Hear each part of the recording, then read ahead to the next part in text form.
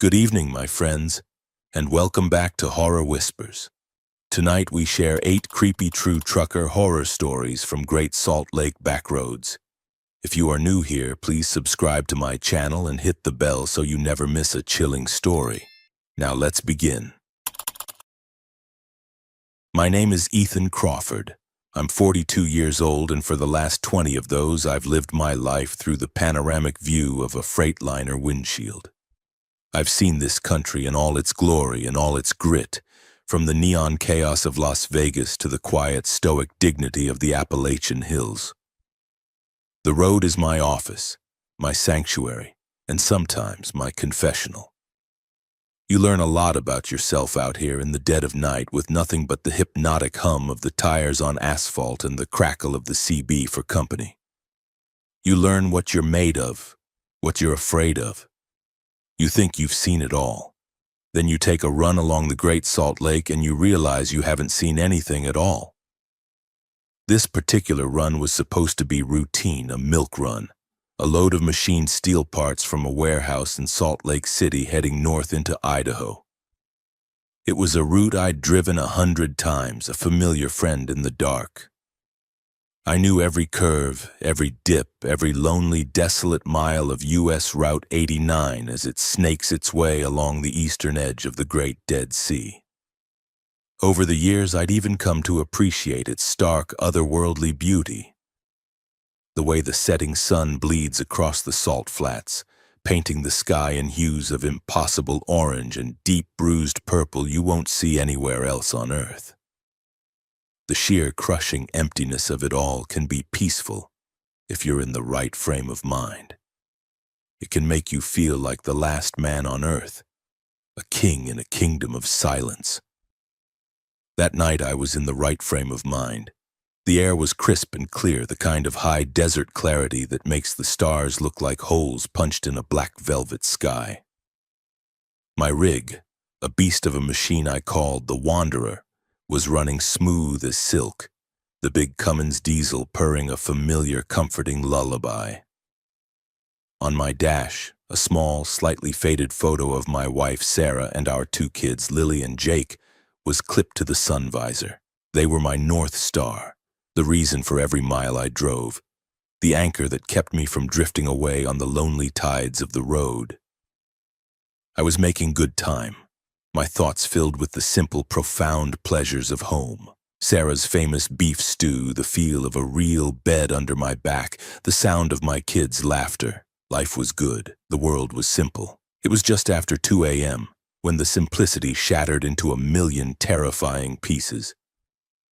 I was on a particularly desolate stretch of 89 where the road runs so close to the shore you can smell the sharp, metallic brine on the air. A scent like old blood and tears. The landscape out here is flat, ancient, and unforgiving. To my left, the vast dark expanse of the lake, a mirror of blackness under the moonless sky, indistinguishable from the void above. To my right, nothing but endless sagebrush and the occasional skeletal remains of a long-forgotten fence. It's a place that feels forgotten by time. A pocket of the world where the 21st century hasn't quite arrived. My high beams cut a sharp white tunnel through the oppressive darkness. And then they caught something. Up ahead, on the shoulder of the road, was a figure. My first thought, the trucker's instinct, was a breakdown, a stranded motorist.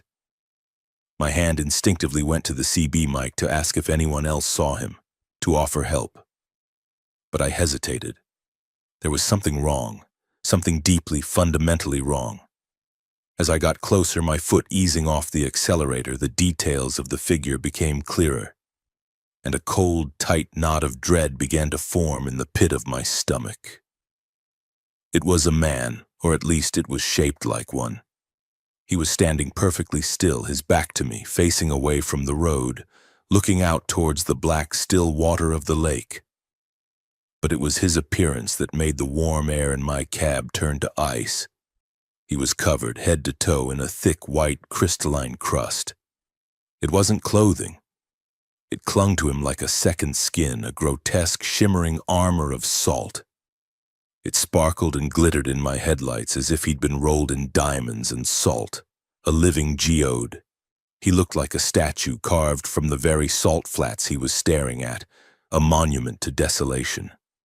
Every instinct, every fiber of my being, every mile of road I had ever driven screamed at me. This isn't a person in trouble, this is trouble itself.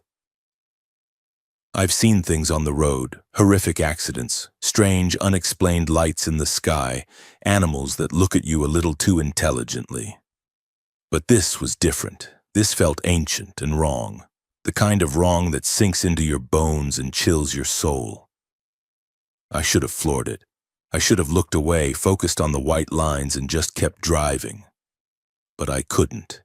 It was like watching a snake or a spider. You're terrified, but you can't tear your eyes away. I slowed the rig down to a crawl, the air brakes hissing softly in the profound, unnatural silence. I was maybe 50 yards away when he started to turn. It wasn't a human movement. It was slow, jerky, agonizing, like old rusted machinery grinding into motion after a century of disuse. His head swiveled first, the crystalline shell on his neck cracking and flaking off, the pieces falling like dry, white snow onto his shoulders. The sound of the cracking salt, a dry, rasping sound, was audible even over the low rumble of my engine. I never saw his face. I thank God for that every day. I didn't want to. The feeling of pure, undiluted malice that rolled off him in waves was a physical force. It pressed in on the cab, making the air thick and hard to breathe, suffocating me. It was a feeling of being hated, of being judged by something that had no concept of mercy or compassion.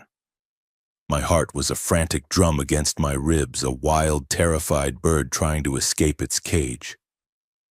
The picture of Sarah and the kids on my visor seemed to stare at me, their smiling faces a desperate, silent plea urging me to go.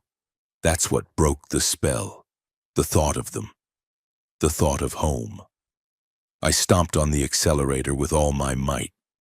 The engine roared in protest, and the Wanderer surged forward, the big truck lurching like a startled animal.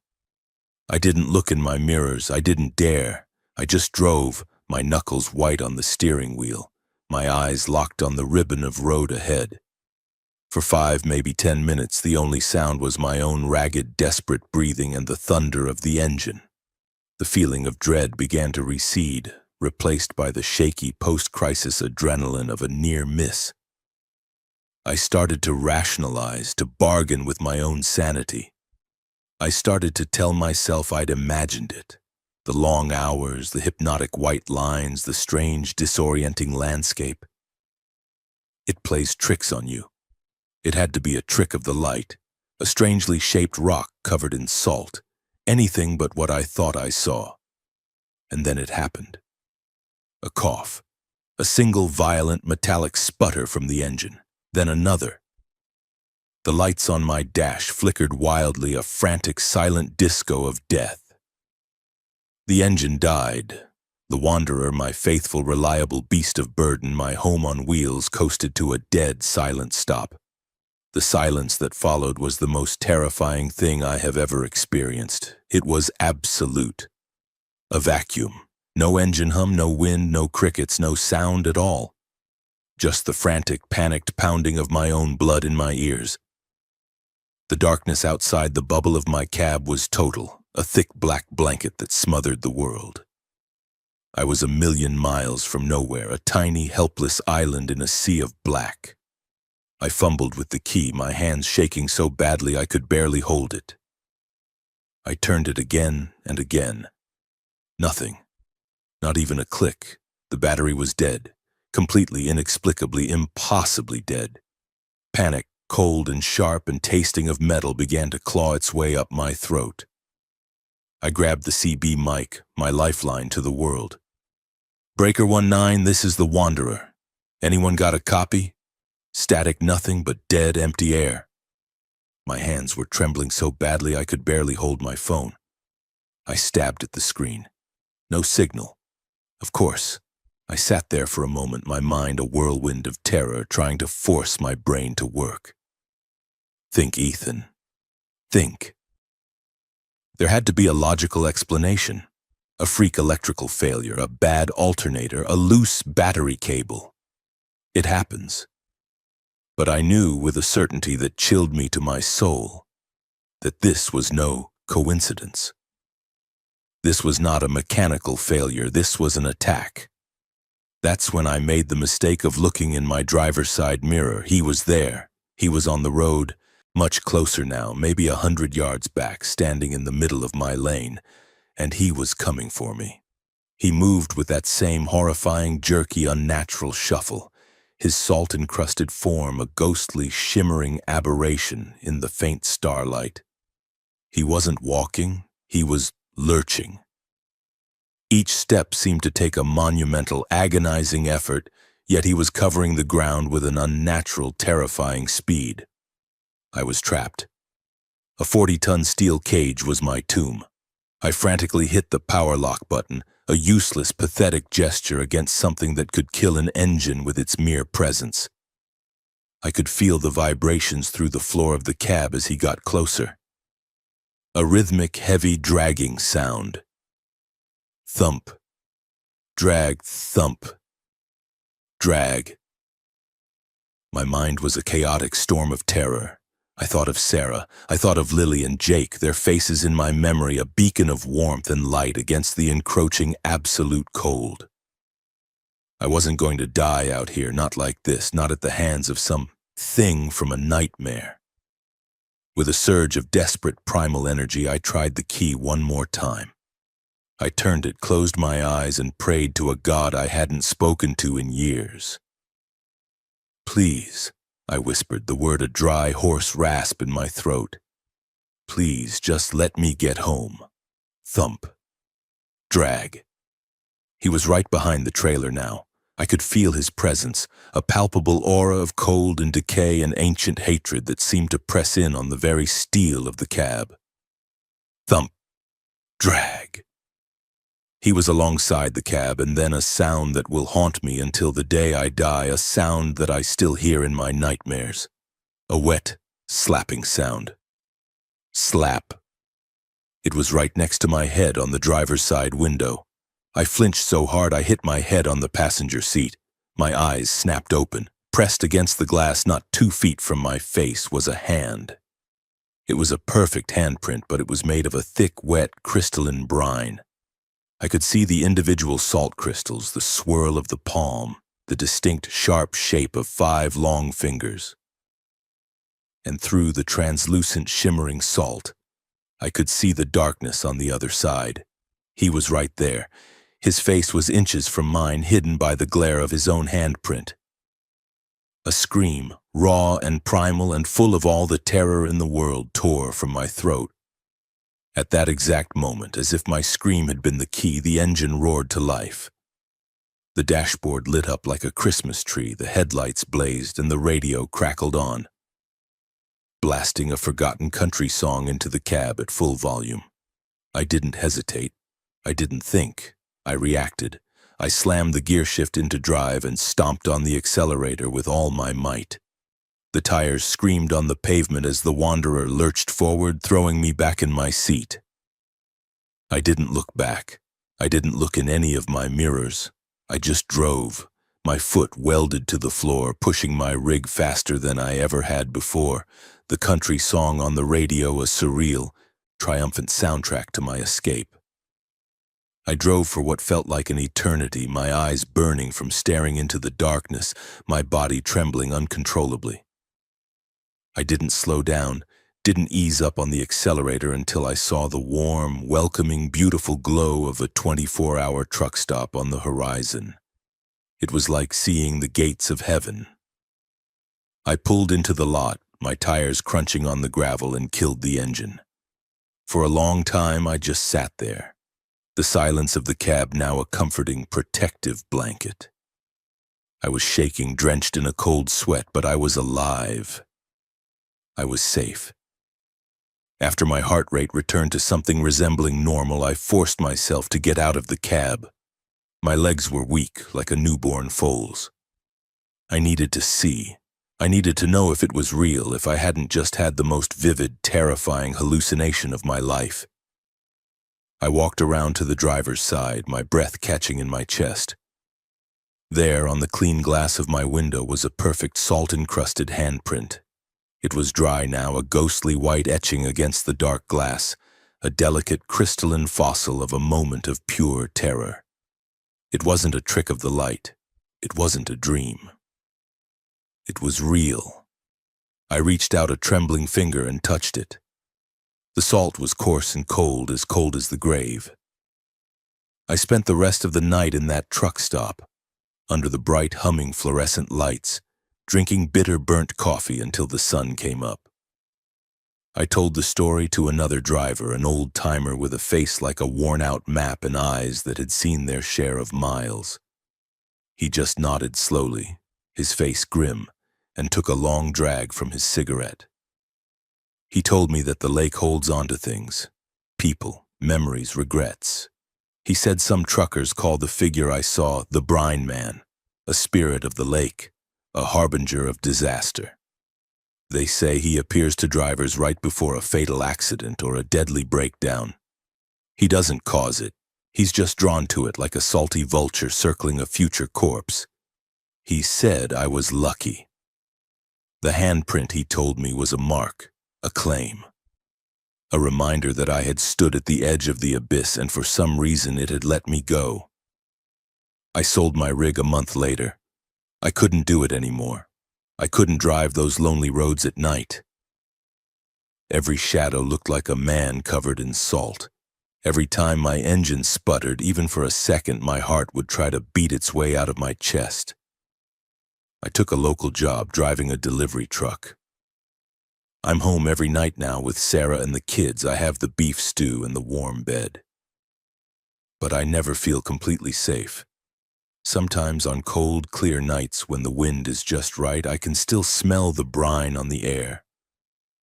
And when I close my eyes, when it's dark and quiet, I can still see that handprint on my window. A ghostly white promise of a darkness that waits for all of us, out on the salt-covered back roads. Did you enjoy this story? Tell me in the comments, and don't forget to like this video. And now, let's begin our next terrifying tale. My name is Janice Miller. I'm 36 and I've been driving truck for a little over a decade. In this line of work, you've got to be tough. It's not just about having the muscle to wrestle an 18-wheeler down a mountain pass in a snowstorm. It's a mental game. You're alone for days, sometimes weeks on end, a solitary captain of a 40-ton ship on a sea of asphalt. You learn to be your own best company, to trust your gut instincts over any GPS, and to build a wall in your mind to keep the road from getting inside your head. I'm not the type to get spooked.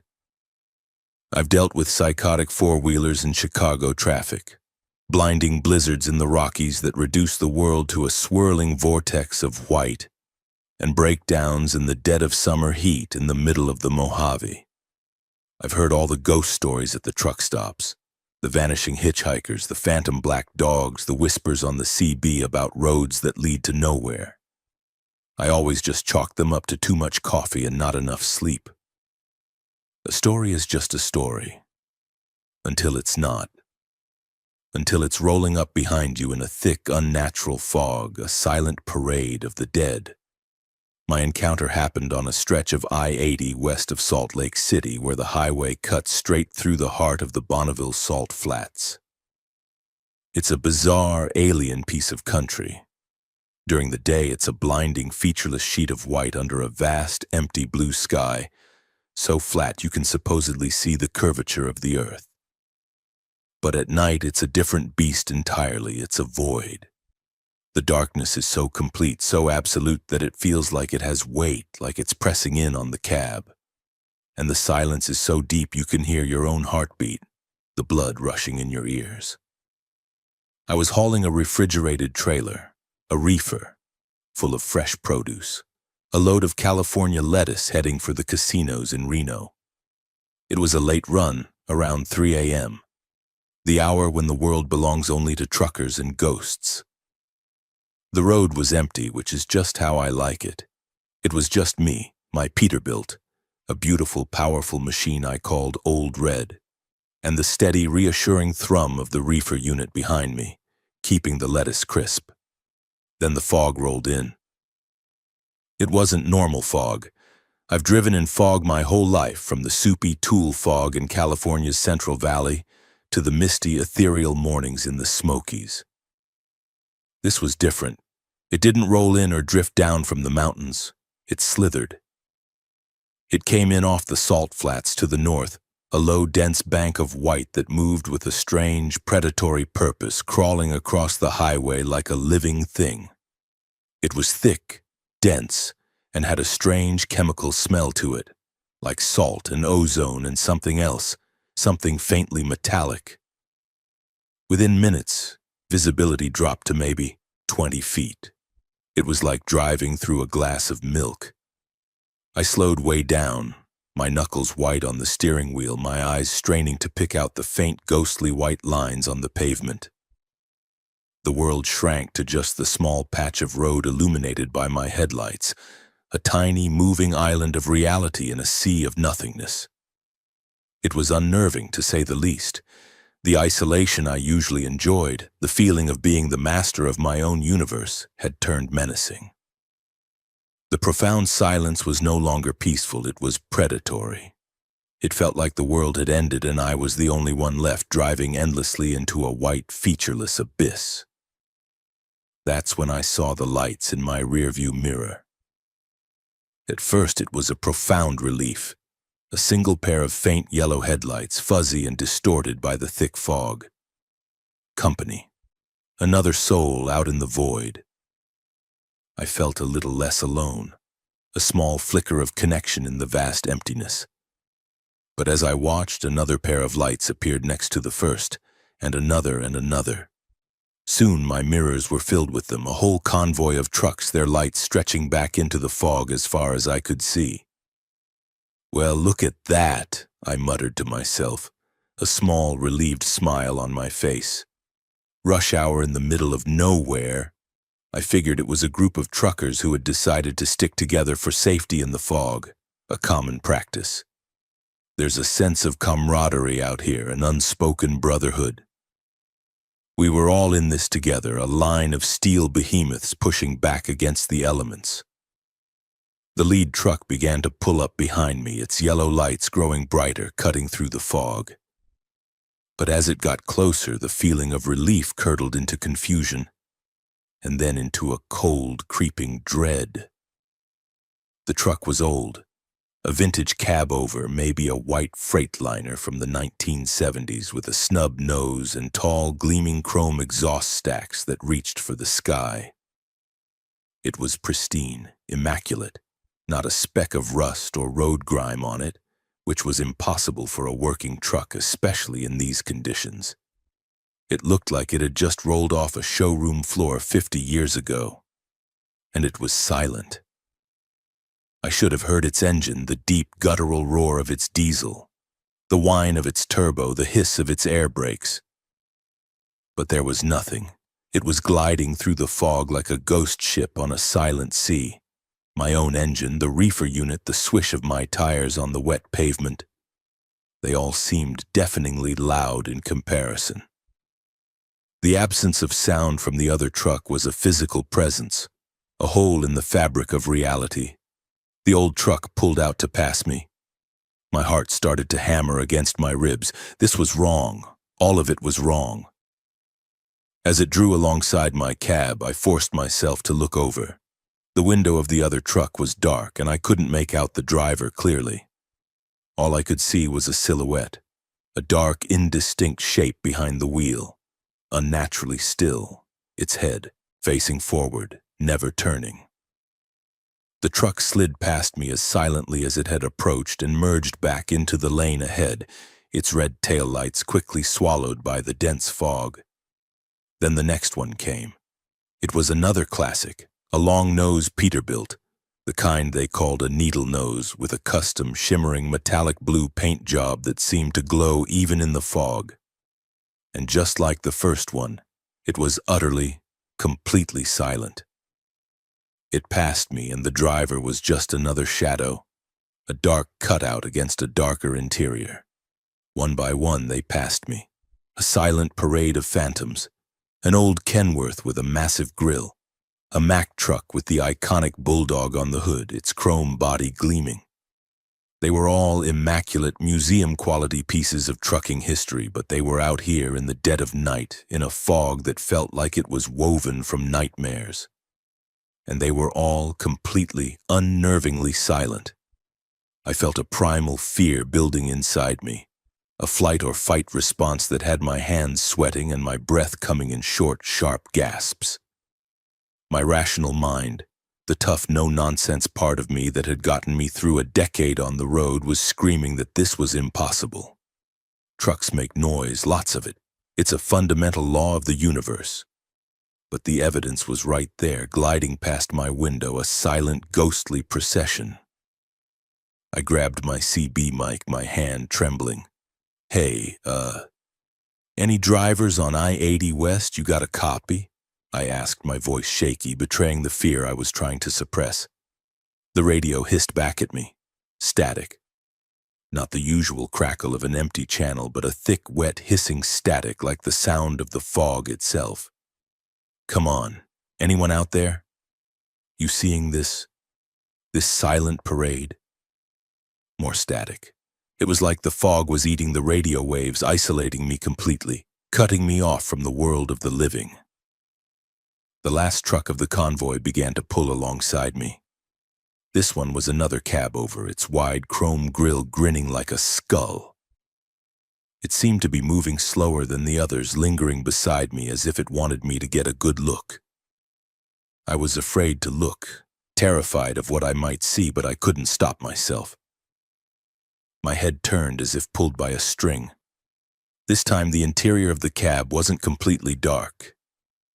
There was a faint, sickly green glow, the kind of light that old dashboard gauges used to emit, illuminating the driver.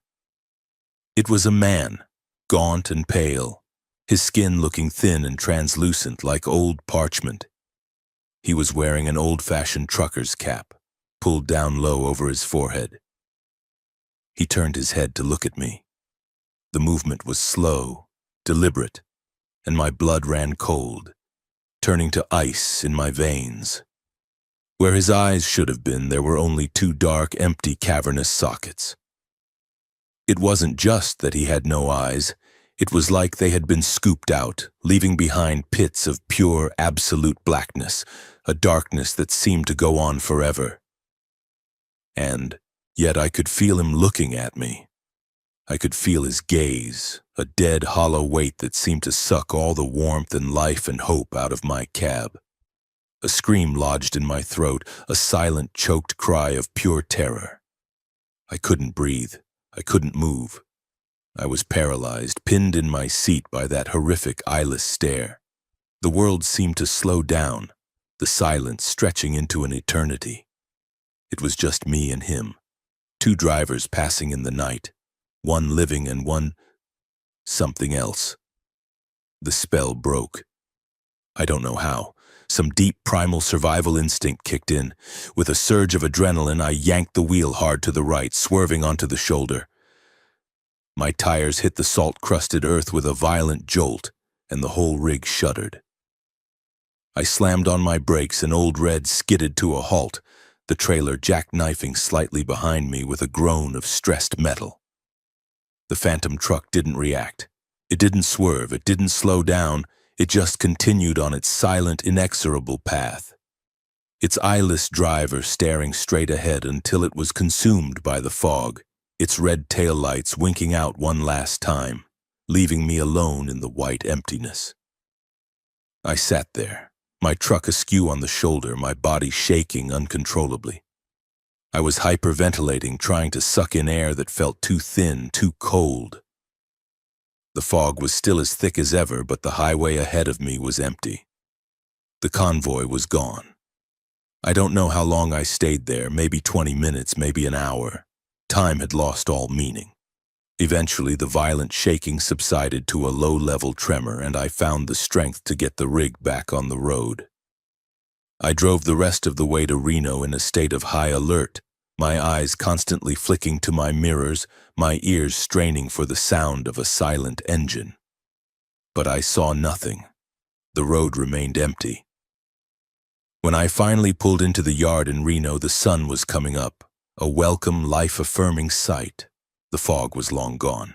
The whole experience felt like a fever dream, a hallucination brought on by fatigue. If it weren't for the thick white crust of salt caked on my tires and undercarriage from my violent detour onto the shoulder, I might have convinced myself I'd imagined it all. Later that week, I was at a truck stop in Nevada, nursing a cup of coffee, trying to shake the memory of those empty eye sockets. I got to talking with an old-timer, a guy with a face like a road map and eyes that had seen their share of miles. I told him my story, hesitantly at first, expecting him to laugh at me, to call me a crazy, sleep-deprived rookie. He didn't laugh. He got very quiet, his face pale under his tan. He told me about a tragedy that happened back in the winter of '78. A sudden freak fog storm, just like the one I'd driven through, had rolled across the salt flats. A convoy of truckers trying to stick together for safety ended up in a massive, fiery chain reaction pileup. It was one of the worst accidents in Utah history. A dozen trucks, a dozen drivers, all lost in an instant. They said the fog was so thick and the fire so intense that the rescue crews couldn't find the wreckage for hours. He said that some drivers, on nights when the fog is just right, still see them. The phantom convoy, they call it. A silent procession of the dead still trying to finish their last run, forever trapped in the fog that claimed their lives. I still drive that route. I have to. It's my job. But I'm not the same. I don't enjoy the solitude anymore. The silence feels threatening, and every time I see fog rolling in off the Great Salt Lake, I pull over. I find the nearest truck stop, no matter how far, and I wait. I don't care how late it makes me, because I know what's out there in the white emptiness. And I have no desire to join their silent parade. My name is Robert Lane, but everyone on the road, from the dispatchers to the lot lizards, calls me Bobby. I'm 51 years old, and for more than half of my life, my home has been the driver's seat of a Kenworth. I've spent more time in this worn leather chair watching the world go by at 65 miles per hour than I have in my own living room. I'm what you'd call a lone wolf. I don't run with a pack. I like the solitude, the profound quiet of the open road, the feeling of being untethered, a free agent moving through the veins of the country. I'm not a big talker. I keep to myself. I do my job. I drink my coffee black, and I don't go looking for trouble. But one night, on a forgotten road by the Great Salt Lake, trouble went looking for me, and it was serving up lukewarm coffee with a side of existential dread. The haul was unusual from the start. I was carrying a specialized load of delicate, high-tech drilling equipment to a remote mining operation deep in the Nevada desert. It was a hot-shot load, meaning the clock was ticking and the penalties for being late were steep. The dispatcher, a weaselly guy named Henderson, who I actively disliked, had given me a shortcut. It was a series of state highways and county roads that were supposed to shave a few precious hours off the trip. These shortcuts are always a gamble. Sometimes they pay off and you feel like a genius. More often you end up on a dirt road playing chicken with a herd of cows, cursing the dispatcher's name. This particular shortcut took me along the western edge of the Great Salt Lake, an area even more desolate and otherworldly than the more traveled eastern side. It's a landscape that makes you feel like you've driven off the edge of the map and into a place that God forgot to finish. It was getting late, well past midnight, the kind of late where the world feels asleep and you're the only one awake. My stomach was rumbling, a hollow echo in the quiet cab, a reminder that I hadn't eaten since noon. More importantly, my fuel gauge was flirting with empty. The needle was hovering just above the big red E, a silent, mocking harbinger of doom. I'd miscalculated my last fuel stop, confident I'd hit a 24-hour station that Henderson had marked on my route. But when I got to the coordinates, there was nothing. Just an empty patch of desert, a crumbling concrete slab where a building might have once stood, and a tattered, sun-bleached sign that might have once advertised gasoline, now just a skeleton of rusted metal. A cold, tight knot of anxiety began to form in my gut. Running out of fuel out here wasn't just an inconvenience, it was dangerous. My phone had lost signal hours ago. The screen just read no service, a stark digital confirmation of my utter isolation.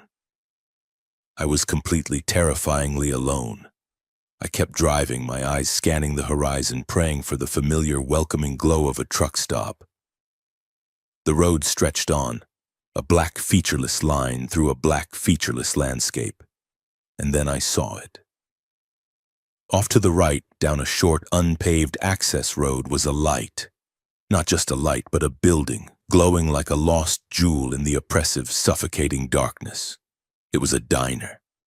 A classic, old-school, picture-perfect diner with a long, low-profile, big plate glass windows and a neon sign on the roof that buzzed and flickered, spelling out EAT in warm, inviting cherry-red letters.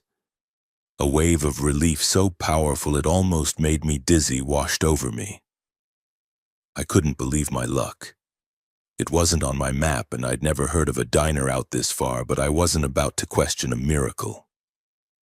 As I got closer, I could see a single old-fashioned gas pump standing out front, the globe on top glowing softly, a beacon of hope. Food, fuel, and coffee. It was the holy trinity of the long-haul trucker. It was everything I needed. I turned off the highway, my tires crunching on the loose gravel of the access road. As I pulled into the parking lot, I noticed a few other vehicles. A couple of older model pickup trucks, a Ford from the 70s and a Chevy from the 80s, and a long boat-like sedan that looked like it was straight out of the 1960s. No other big rigs. That was a little strange. A diner this far out without any other trucks, but I was too tired, too hungry, and too desperate for fuel to care. I shut down my engine, and the sudden, profound silence rang in my ears. The diner looked perfect. Almost too perfect. It was spotlessly clean, the chrome trim along the roofline and windows gleaming under the neon light. The windows were so clear they were practically invisible. It looked like it had been plucked from a movie set about the 1950s and dropped in the middle of the desert. I swung open the door, and a little bell, a real old-fashioned bell, chimed softly. The air inside was cool and still and smelled faintly of stale coffee and old vinyl. The place was just as immaculate on the inside. The red vinyl of the booths was uncracked, the long, formica countertop gleamed, and the black and white checkered floor was so clean you could eat off of it. It was also eerily quiet. An old song was playing softly from a jukebox in the corner, a sad crooning ballad by a male singer I couldn't quite place. There were a few other customers. A man in a worn-out cowboy hat sat alone in a booth, staring into a cup of coffee as if it held the secrets of the universe. A young couple, a boy and a girl who couldn't have been more than 20, sat at the counter, not speaking, not touching, just looking straight ahead. They all had a strange, distant, disconnected quality to them, like they were listening to a conversation I couldn't hear, their bodies present but their minds a million miles away. A waitress appeared from the kitchen, moving with a silent, gliding motion. She was a middle-aged woman with a towering beehive hairdo and a crisp white uniform that looked like it had just been starched. She smiled at me, but it was a tired, practiced smile that didn't reach her eyes. Her eyes were vacant, exhausted, as if she had seen too many sunrises from the wrong side of the counter. "Find a seat anywhere you like, hun," she said, her voice flat, devoid of any real warmth or energy. I slid onto a stool at the counter. "Coffee black," I said. "And a menu, if you don't mind." She nodded and glided over to a glass coffee pot that looked like it had been brewing since the dawn of time. She poured a cup of the dark, oily liquid and set it in front of me on a small paper napkin. I took a sip. It was lukewarm and had a strange, metallic, almost bloody taste, like it had been sitting in the pot for days. But it was wet and caffeinated, so I didn't complain. I ordered a cheeseburger and fries, the classic trucker's meal. The waitress scribbled it down on a small green notepad and disappeared back into the kitchen without a word. The silence in the diner pressed in on me. The other patrons hadn't moved a muscle. The cowboy hadn't lifted his cup. The young couple hadn't looked at each other. It was like they were all wax figures in a museum of loneliness, each trapped in their own silent, private world. An uneasy feeling, a low-grade hum of wrongness began to creep up my spine. This place was off. Deeply, fundamentally off. The perfect cleanliness felt sterile and unnatural. The quiet felt heavy and oppressive, and the people felt empty. I tried to distract myself by looking around. The jukebox in the corner was a magnificent old Wurlitzer, all gleaming chrome and colored bubbling lights. But the song that was playing, that same mournful tune, seemed to be on a loop, playing over and over and over again. My food arrived. The waitress placed the plate in front of me with another one of those vacant, lifeless smiles. The cheeseburger looked perfect, like a picture from a menu. The cheese perfectly melted, the bun perfectly toasted. The fries were golden and crisp, arranged in a neat pile. But when I took a bite, it was like chewing on cardboard. There was no flavor. None. The meat, the cheese, the bun. It was all just texture, a bland, tasteless, pulpy mass in my mouth. I took a bite of a fry. It had the crunch of a perfect fry, but it tasted of absolutely nothing. It was the ghost of a meal. I couldn't eat it. I pushed the plate away. The waitress, who was wiping down a spotless section of the counter, didn't seem to notice or care. I took another sip of the awful metallic coffee, the unease in my gut now a full-blown clanging alarm. I needed to get out of there. Now. "Just the check for the coffee," I said, my voice louder than I intended in the quiet room. The waitress simply nodded, scribbled on her pad, and tore off a small slip of paper. 50 cents, she said, her voice as flat as the desert outside. I fumbled in my pocket for some change, my hands suddenly clumsy and uncooperative. I dropped a couple of quarters on the counter, the sound of the metal hitting the formica unnaturally loud, a gunshot in the silent room. "Thanks," I mumbled, sliding off the stool.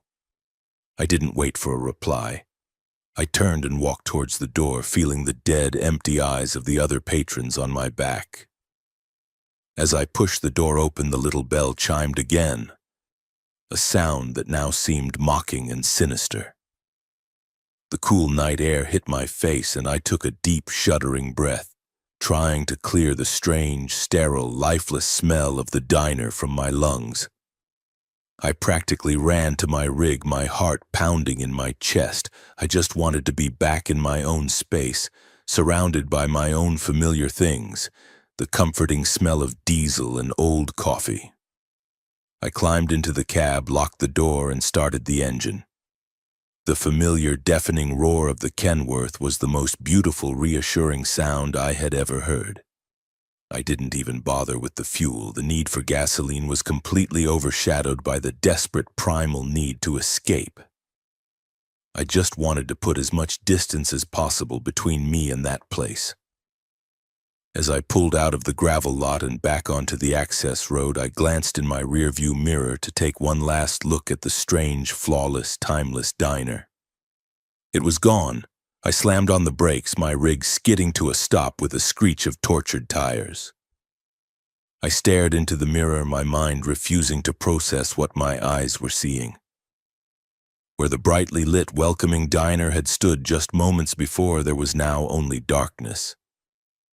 The buzzing neon sign, the glowing windows, the softly lit gas pump.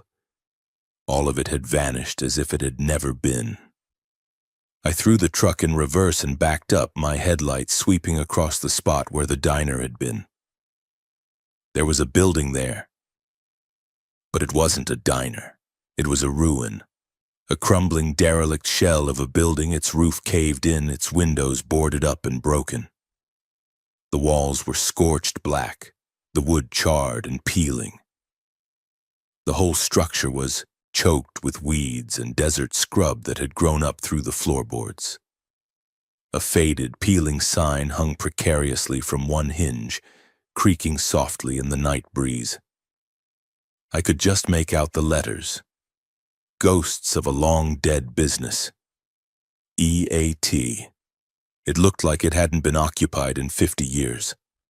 I stared, my blood turning to ice water in my veins. I had been in there. I had sat at that counter. I had talked to that waitress. I had tasted that flavorless phantom food. It was impossible. It was a hallucination. The long hours, the stress, the hunger, it had to be. But then I looked down at the passenger seat in my own cab. And there, next to my logbook, were 2 quarters. The change I had left on the counter. I didn't stick around to investigate. I put the truck in gear and I drove. I drove like the devil himself was on my tail, not slowing down until my tires hit the blessed solid asphalt of the main highway. I found a real truck stop about an hour later, one that was loud and messy and gloriously, wonderfully full of life. I filled my tank and I went inside and drank 3 cups of the best-tasting, bitter, burnt coffee I've ever had in my life. I never told anyone the full story. Who would believe me? They'd say I fell asleep at the wheel and dreamed it, but I did some digging. A few weeks later, on my laptop in a motel room in Texas, I searched for old news articles about that area. It took some time sifting through digital archives, but I found it. A small article from a 1968 local newspaper. It was about a roadside diner called The Beacon that had burned to the ground in a sudden, violent grease fire. A faulty gas line. The fire had been so fast, so intense that no one had made it out. The owner, his wife, the waitress, and a handful of customers, including a young couple and a local rancher, all perished. The article included a grainy black and white photo of the diner in its heyday. It was the same one, the same clean lines, the same chrome trim, the same sign on the roof. My heart stopped. I had been a customer at a restaurant full of ghosts, served by a woman who had died half a century ago. I don't take shortcuts anymore. I stick to the main roads, the well-lit highways. I make sure my tank is full and I plan my stops carefully. Because I know that sometimes when you're running on empty in the middle of nowhere, the road will offer you a place to rest. But you have to be careful. Some places don't want you to just rest. They want you to stay. Forever. My name is Clara Nguyen. I'm 28 and I'm what the old-timers on the road call a newbie, with only about 4 years under my belt. They say you need a certain kind of personality for this job, that you have to be a bit of a loner, a little hard-hearted to survive the isolation and the endless miles. I'm not sure I'm either of those things. I like people. Like the brief, fleeting connections you make at truck stops, the shared stories over bitter coffee, the sense of a scattered, nomadic tribe. Maybe that's my problem. My dispatcher, a gruff but decent man named Sal, always tells me my empathy will get me into trouble one day. "You can't save every stray dog you see, Clara," he'd say. I always just laughed it off. But one cold, starless night along the desolate shores of the Great Salt Lake, I learned that some people don't need your help. They just need you to see them. And that, I discovered, is a much more terrifying thing. It was a late autumn run, the kind where the days are deceptively warm and the nights are sharp and cold. I was hauling a dry van packed with high-end consumer electronics from a warehouse in Oregon down to a distribution center in Salt Lake City.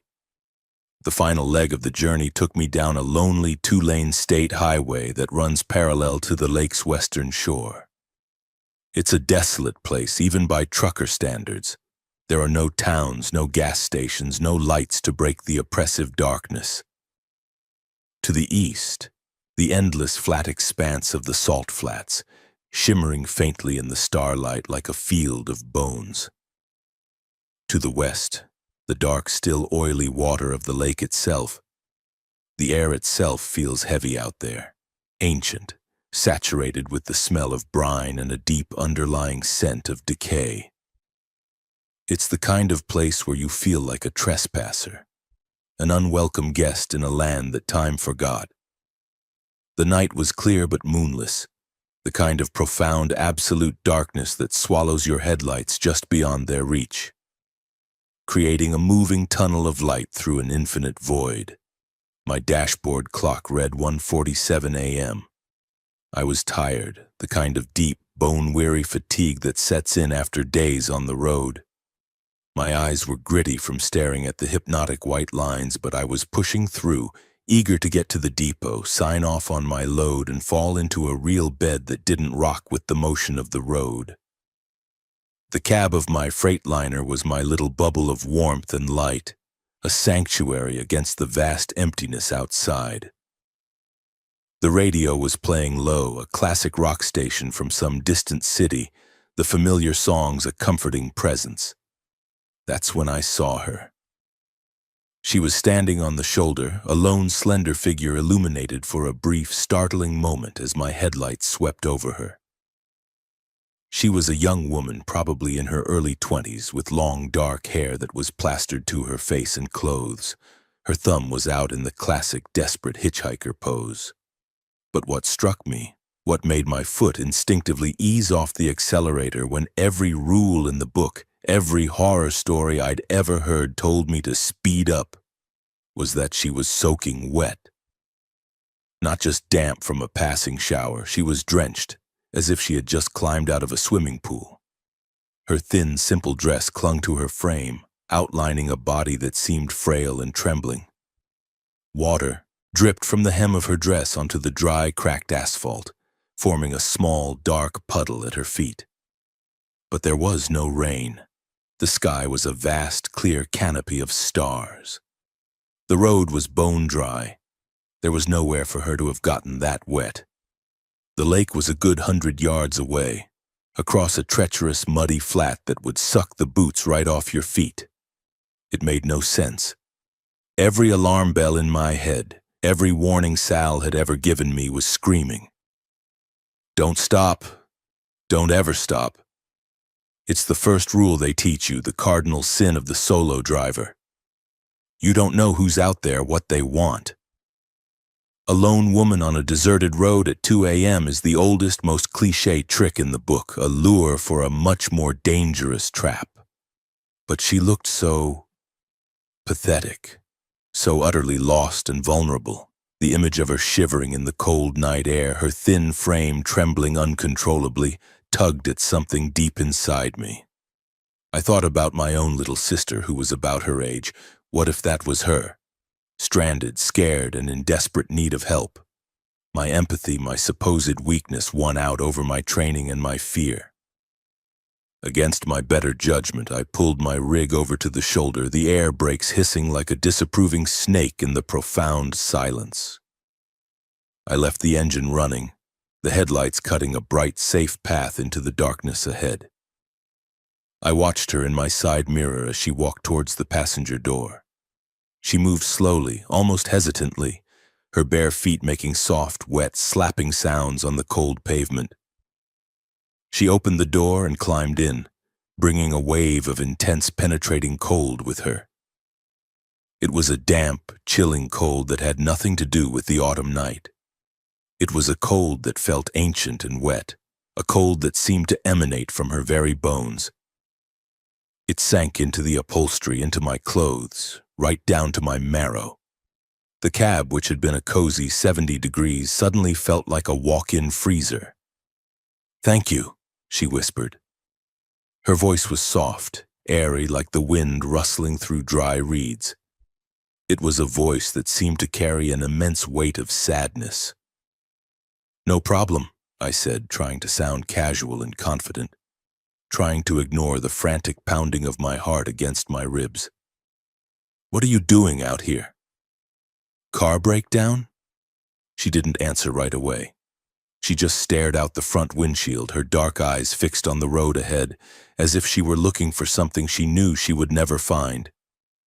Her long dark hair was matted to her pale skin, and her lips had a distinct bluish tint. She was shivering, a constant violent tremor that shook her whole body, the motion jarringly out of place in the still cab.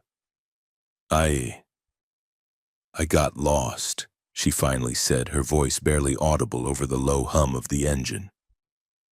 "Where are you headed?" I asked, putting the truck in gear and pulling back onto the empty highway.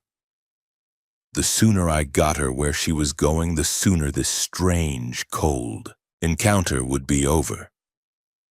She pointed a slender, pale, almost translucent finger towards the darkness ahead. "Just up the road.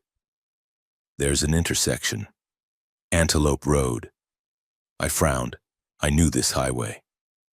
I had studied the map for this route extensively. There was no Antelope Road.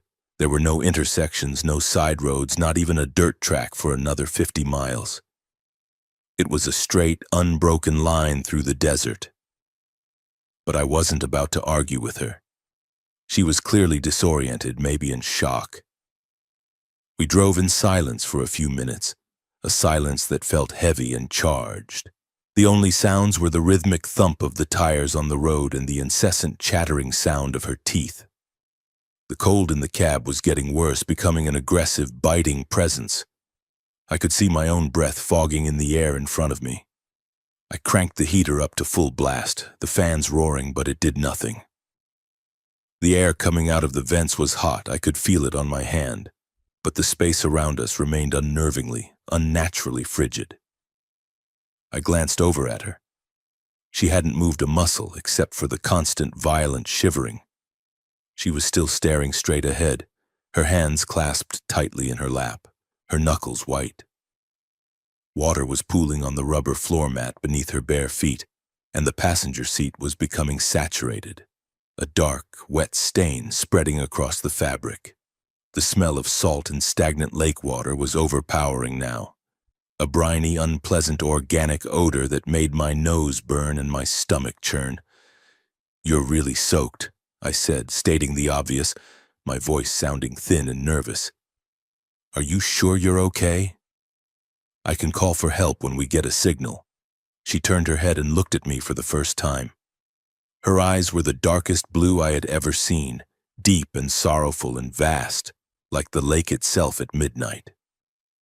They seemed to hold a universe of sadness, a grief so profound it was almost unbearable to look at. "I'm so cold," she whispered, and a single tear traced a path down her pale cheek. But it wasn't a tear.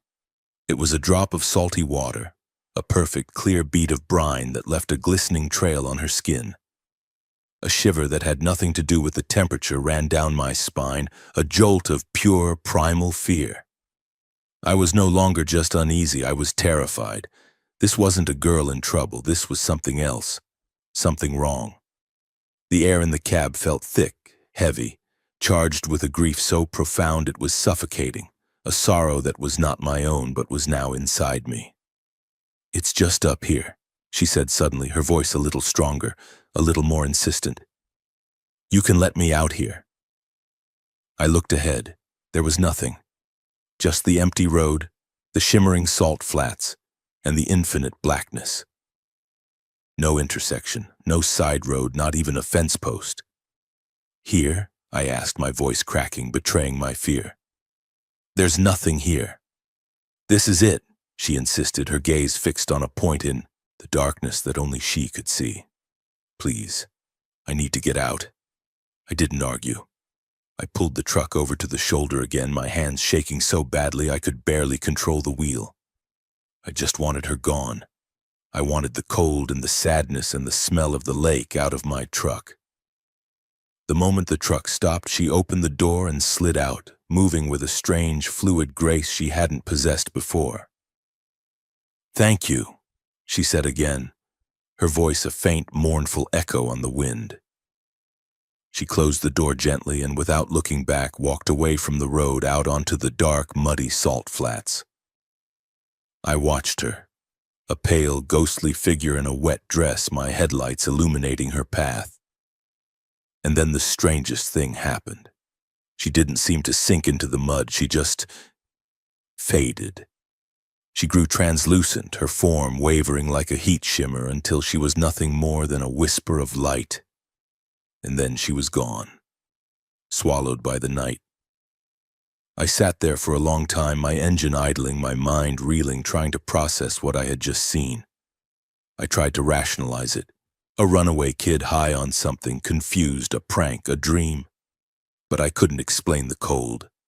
I couldn't explain the way she vanished into thin air. Finally, I got my courage back. I took a deep, shuddering breath and forced myself to look over at the passenger side of the cab. And that's when the true, heart-stopping, undeniable horror of it all crashed down on me. The passenger seat was soaking wet. A dark, human-shaped stain had seeped deep into the fabric, the same shape as the girl who had been sitting there. On the rubber floor mat there was a puddle of briny, foul-smelling water, already beginning to crystallize at the edges, and leading from the puddle to the door were two perfect wet footprints.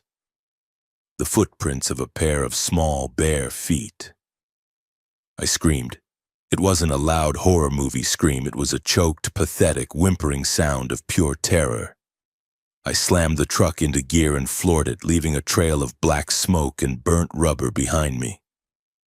I didn't care where I was going, I just drove as fast as my rig would carry me, away from that spot, away from those footprints, away from the suffocating sadness that still lingered in the air. I drove straight to the depot, my nerves shot, my mind a chaotic jumble of fear and disbelief. When I finally parked the truck under the harsh, unforgiving industrial lights of the yard, the first thing I did was check the passenger seat. The stain was still there, a dark, ghostly silhouette. The puddle was still on the floor, a miniature Dead Sea. The footprints were still visible, a ghostly reminder of my impossible passenger. The next day, after a sleepless night in a cheap motel where every creak of the building made me jump, I couldn't get the image of that sad, wet girl out of my head. On a morbid, compulsive impulse, I opened my laptop and did a web search. I typed in the words that had been haunting me. Drowning Great Salt Lake Antelope Road. I found it, an article from a local news site dated 1 year ago to the day. It was about a college student from the University of Utah. Her name was Sarah. Her car had broken down on that same desolate stretch of highway. Her phone was dead. She had tried to walk for help. The police theorized that she had become disoriented in the dark and had wandered out onto the mudflats, perhaps thinking she could walk across the lake to the distant lights of a town.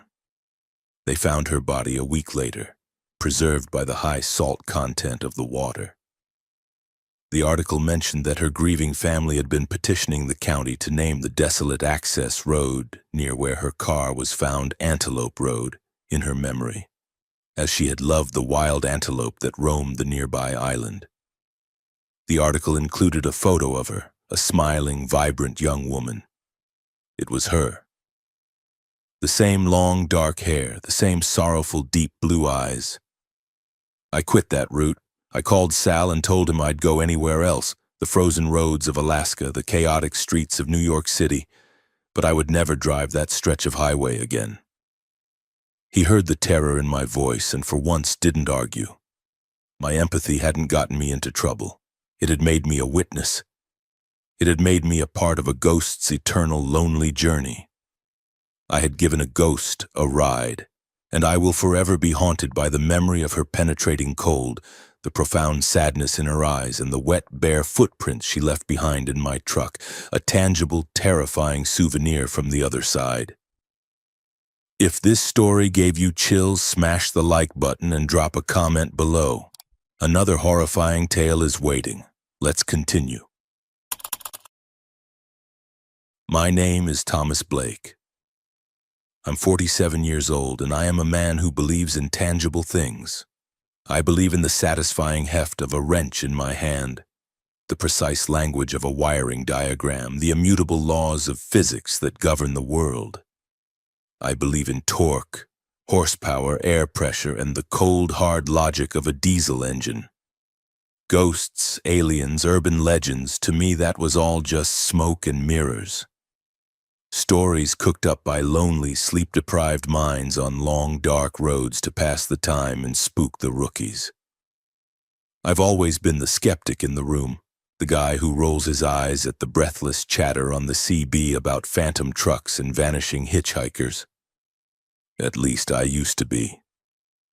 One night on a shortcut I should have never taken, I saw something that didn't just bend the laws of physics, it shattered them into a million pieces. And it shattered my comfortable, rational worldview right along with them. The job was a big one.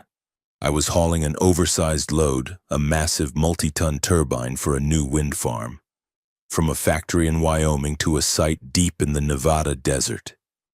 These kinds of specialized loads are a logistical nightmare. They come with a whole mess of permits, pilot cars, and prescribed routes that are planned down to the last mile. But I was behind schedule, hopelessly behind, thanks to a full shutdown on I-80 due to a chemical spill. I was looking at a delay of at least 12 hours, which meant penalties, a furious dispatcher, and a cascade of problems down the line. I was sitting in my cab at a dusty truck stop, staring at my map, my frustration a hot, bitter taste in my mouth.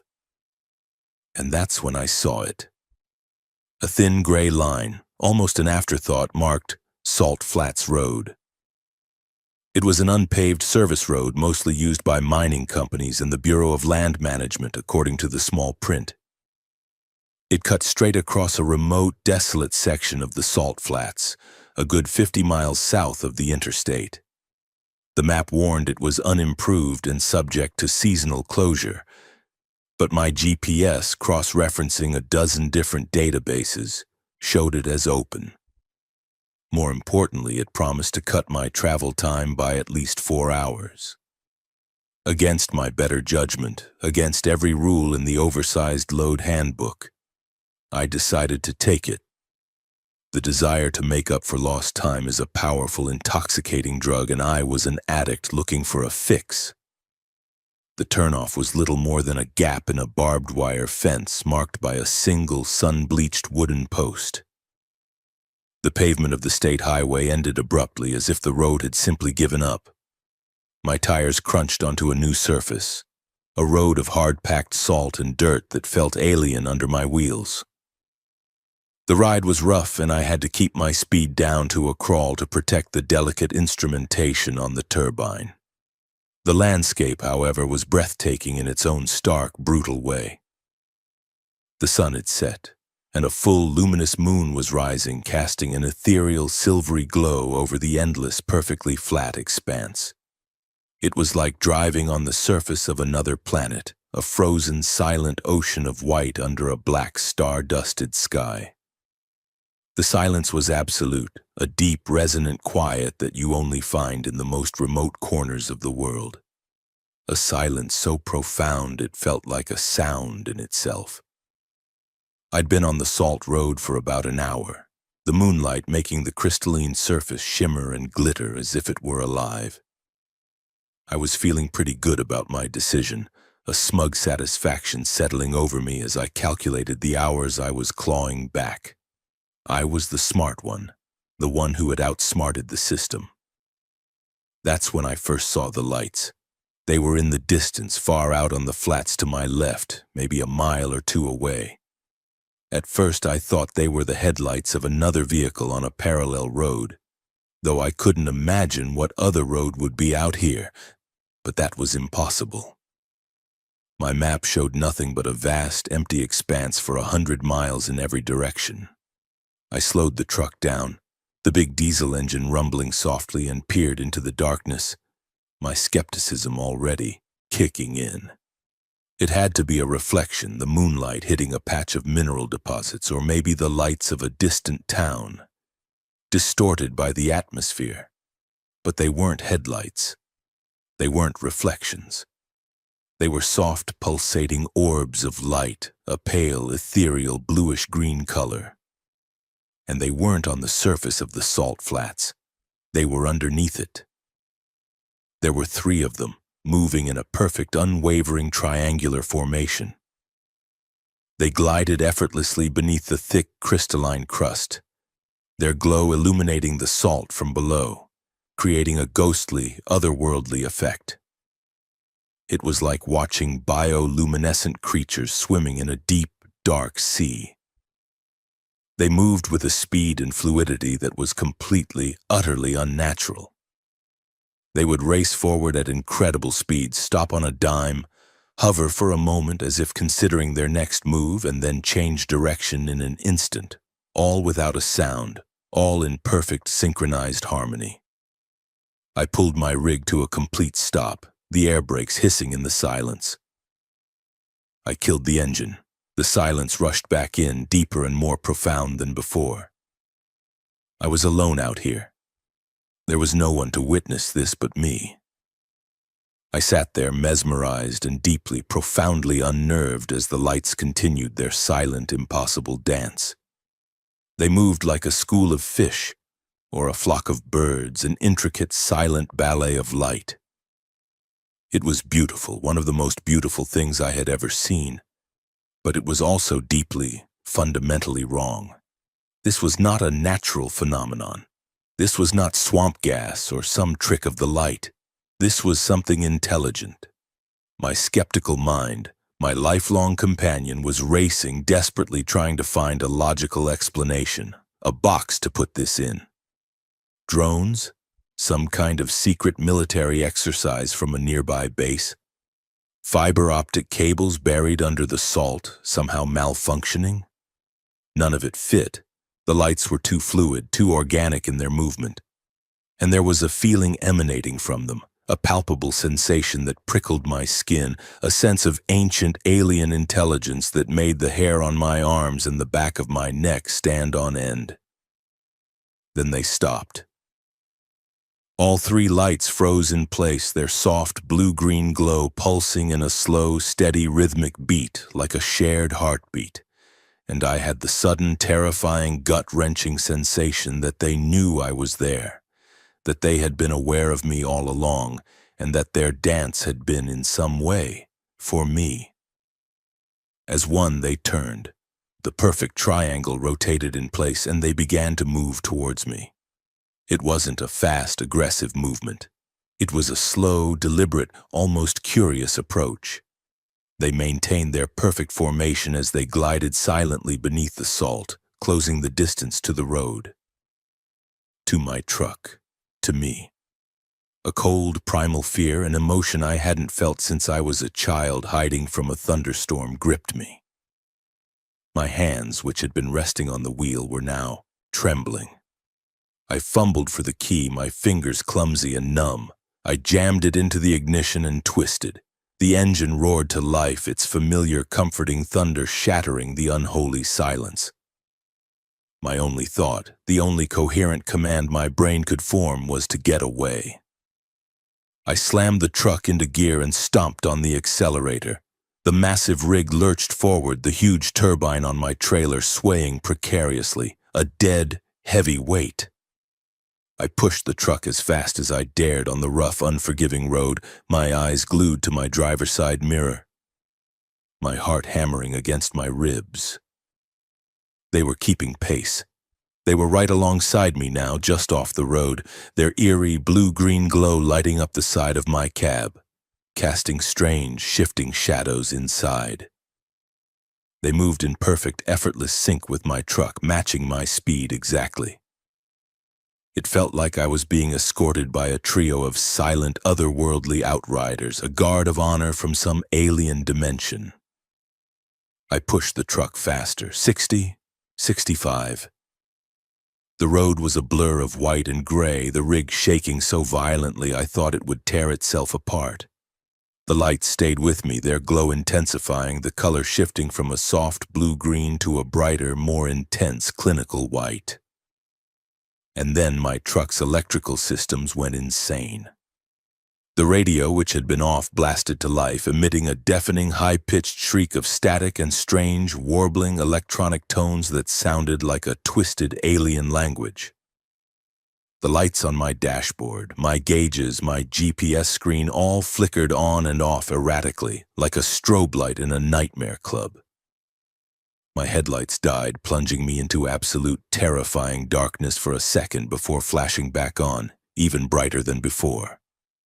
The engine sputtered, losing power, the truck lurching violently, then surging forward with a roar, then sputtering again. I was no longer in control. The lights converged. The perfect triangle collapsed, the three orbs flowing into each other, merging into one single blindingly bright point of light directly underneath my cab. The world went white. The static from the radio became a single high-pitched, piercing tone that felt like it was drilling directly into my skull, a physical pain that made me want to scream. And then the truck lifted. I felt it, a sensation of impossible, terrifying lightness. All 40 tons of my rig, the cab, the trailer, the massive, securely chained-down turbine, were lifted several feet off the ground. I was floating. For a second that stretched into a terrifying eternity, there was no vibration from the engine, no rumble of the tires on the road, just the high-pitched, agonizing tone and the sickening feeling of weightlessness. I looked down through the floorboards and could see the salt-crusted ground falling away below me. I was suspended in mid-air, held aloft by a force I couldn't comprehend, a helpless insect in the grip of an invisible giant. And then, as casually as it had picked me up, it let me go. The truck slammed back down onto the road with a bone-jarring metallic crash that I felt in the fillings of my teeth. The impact was so violent it threw me hard against my seatbelt, the strap cutting into my shoulder. The turbine on the trailer let out a deep, groaning, metallic protest, the chains holding it straining against their moorings. Just as suddenly as it began, it was over. The blinding white light vanished. The piercing tone stopped. The radio went silent. The dashboard lights returned to their normal, steady glow. The engine, which had been on the verge of stalling, now purred smoothly as if nothing had ever happened. I didn't wait to see what would happen next. I didn't wait for an encore. I drove. I didn't care about the load. I didn't care about the rough road. I just drove, my foot welded to the floor, my heart trying to beat its way out of my chest. I didn't look in my mirrors. I didn't want to know if anything was behind me. I just stared straight ahead at the tunnel of my headlights, praying for the end of this cursed road. I finally hit paved road about an hour later. The transition from the rough, jarring dirt to the smooth, blessed asphalt was the most comforting, beautiful feeling I have ever known. I didn't stop until I reached the outskirts of a small Nevada town, pulling into the first brightly lit, garish, wonderful gas station I saw. I got out of the truck on shaky, rubbery legs and did a walk-around, my hands still trembling so badly I could barely hold my flashlight.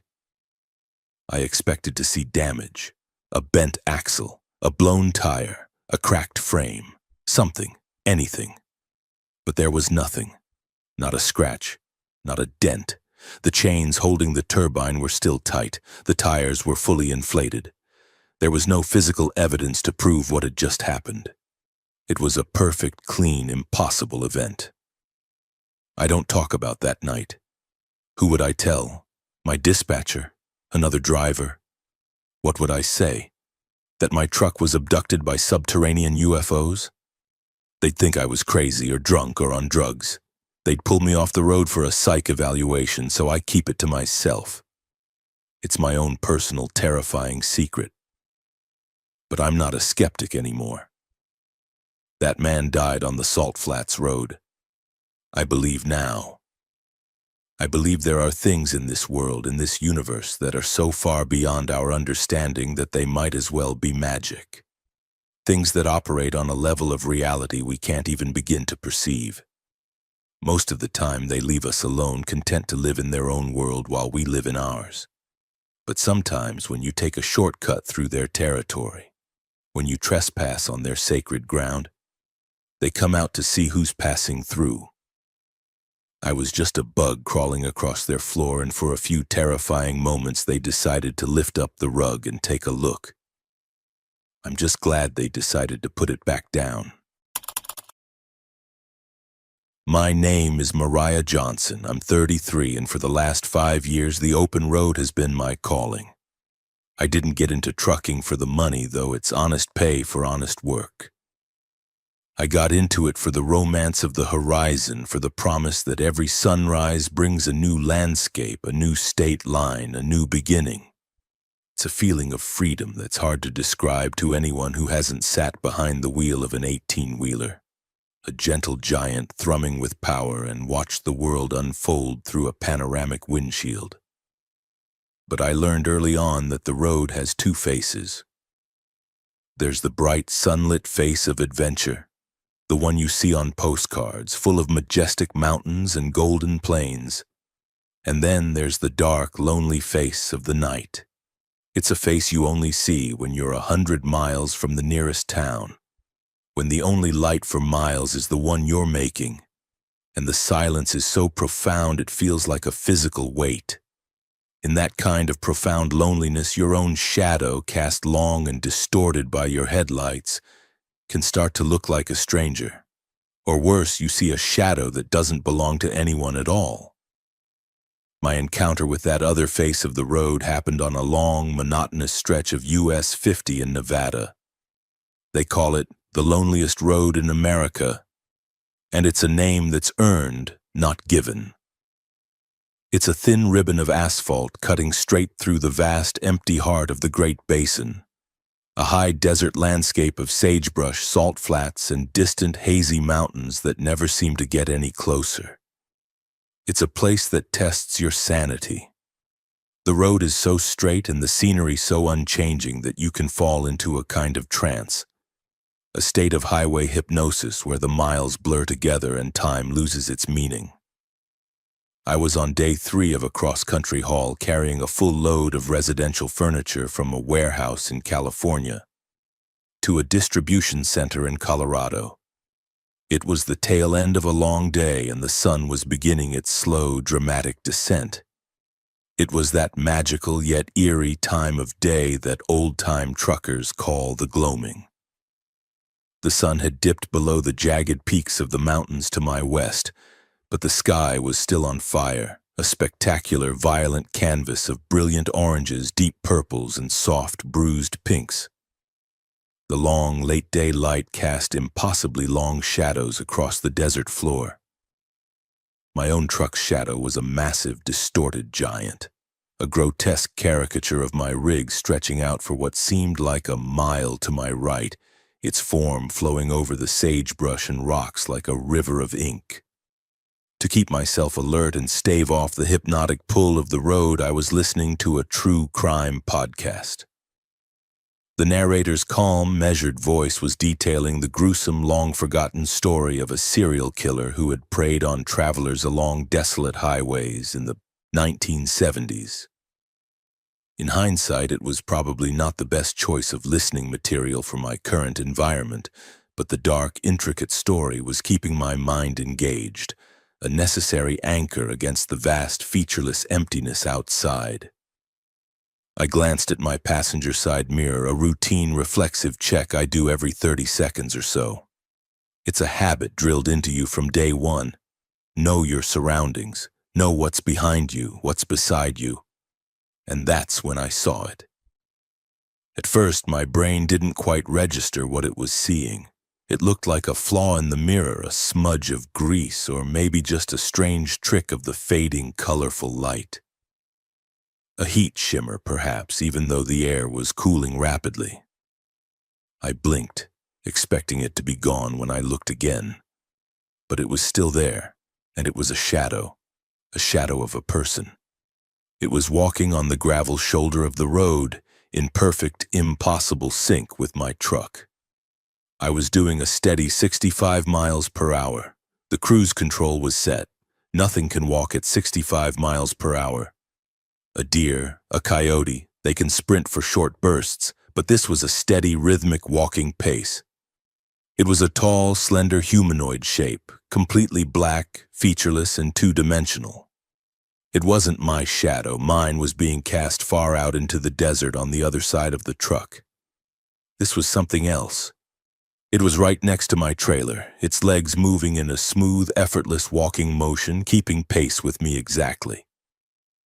My first thought, the rational problem-solving part of my brain taking over, was that it had to be a projection. A shadow cast by something on my truck that I hadn't noticed. A loose tarp strap, maybe. A piece of equipment I'd forgotten to secure. I scanned my other mirrors, trying to find the source. I leaned over, craning my neck to look at the side of my cab. There was nothing. No loose tarp, no dangling chain, no piece of equipment that could create such a distinct, fluid, human-like shadow. My heart began to beat a little faster. I disengaged the cruise control and let my speed drop to 60. The shadow slowed down with me, its stride shortening but its pace remaining perfectly, unnervingly matched to mine. I pressed the accelerator, bringing the truck back up to 70. The shadow's stride lengthened, its form stretching and elongating as it effortlessly kept pace. It was like it was tethered to my rig by an invisible elastic string. A cold dread, a feeling wholly separate from the dry desert air, began to seep into my bones. The podcast narrator's voice, once a comforting presence, faded into an irrelevant background murmur. All of my focus, all of my senses were locked on this impossible silhouette in my mirror. This wasn't just a trick of the light. It wasn't just a shadow. It had a presence. I could feel it, a cold, watchful, intelligent presence that seemed to radiate from the dark shape. It knew I was watching it.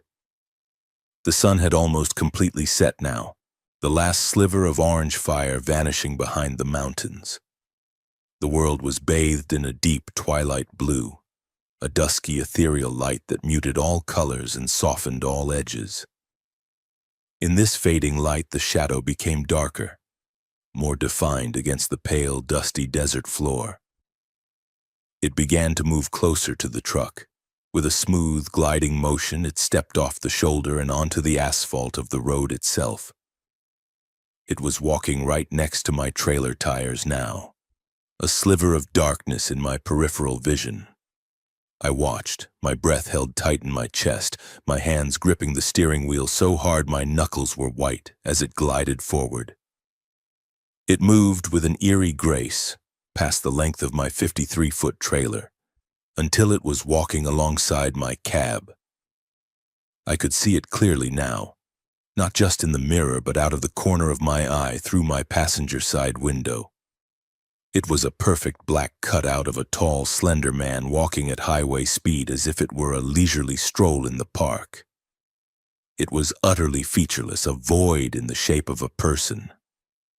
There was no one there to cast it. It was a shadow without a source.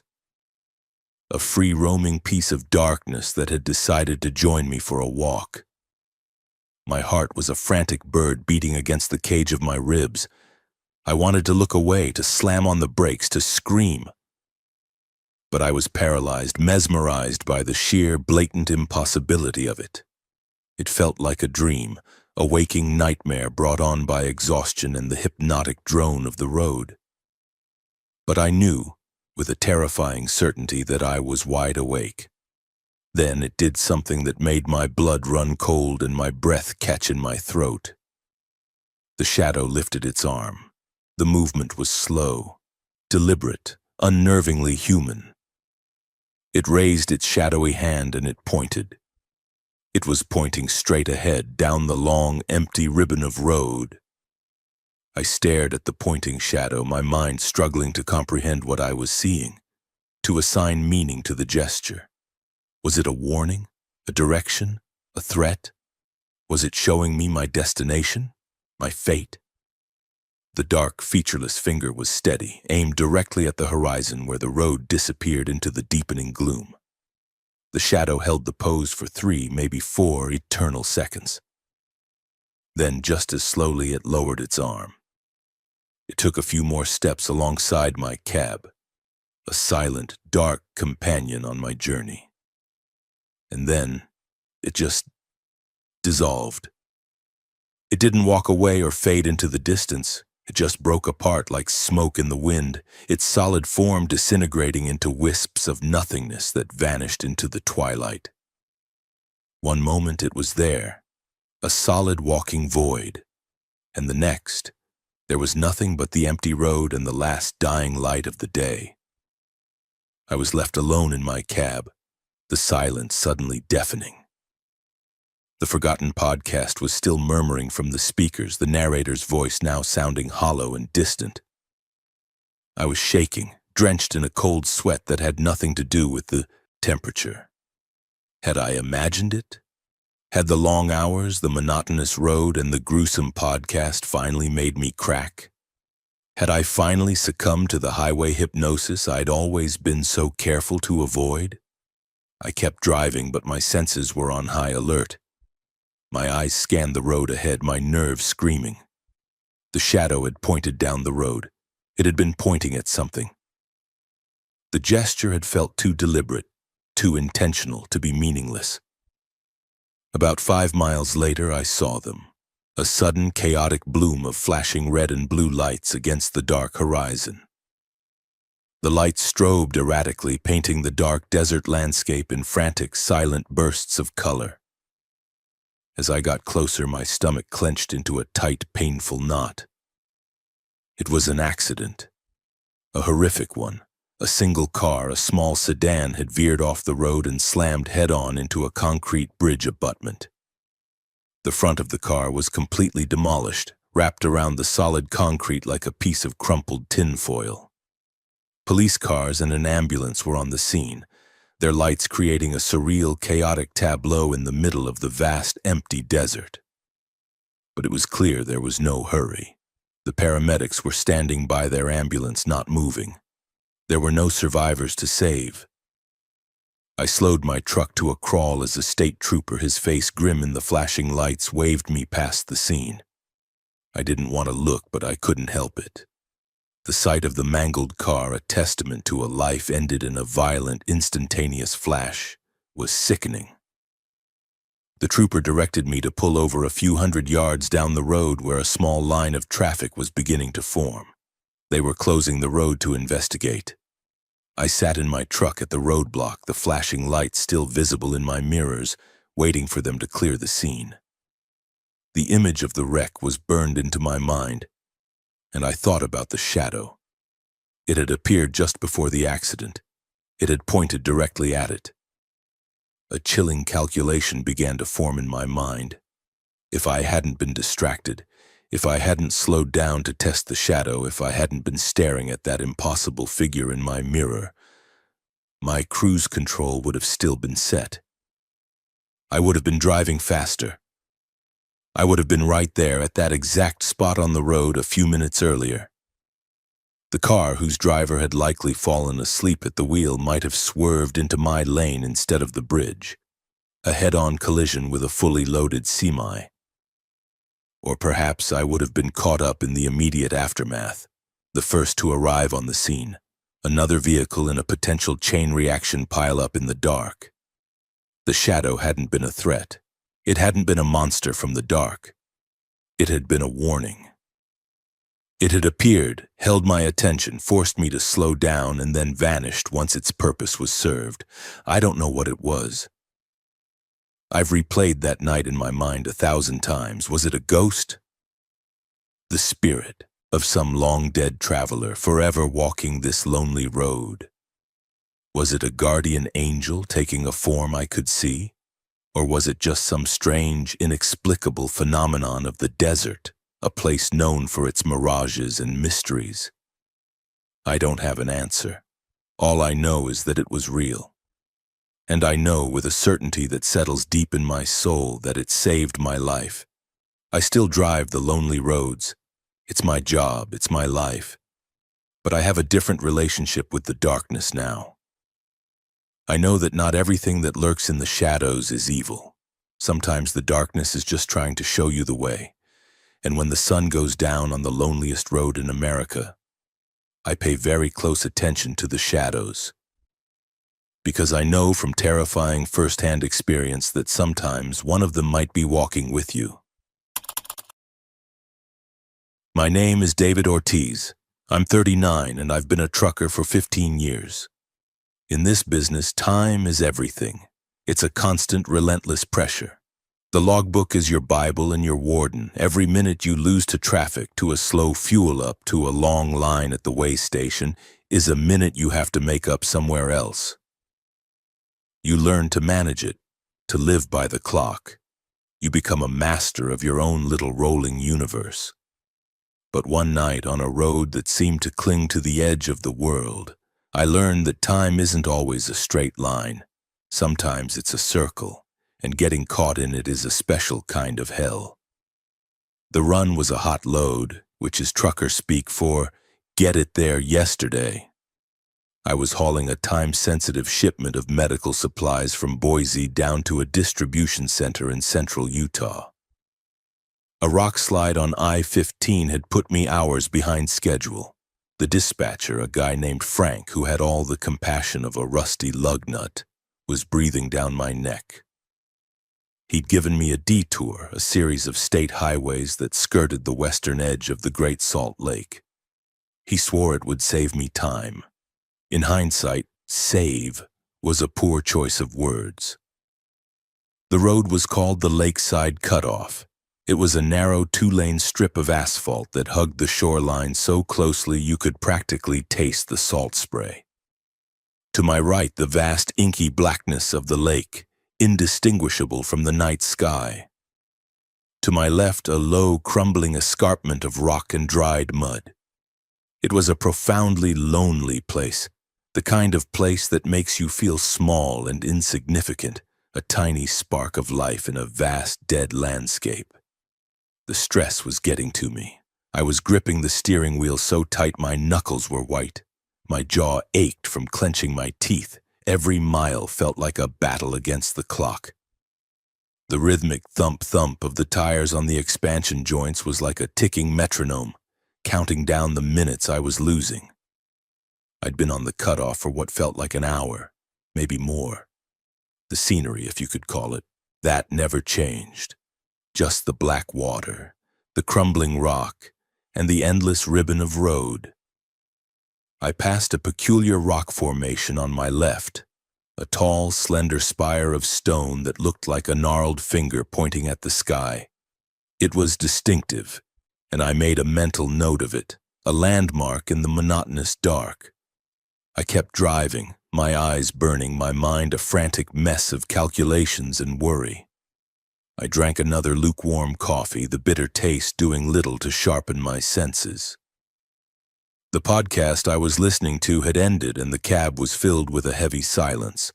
I drove for another 20 minutes, my gaze locked on the road ahead. And then I passed it again. The rock formation, the gnarled, stony finger. I blinked, shaking my head. It couldn't be.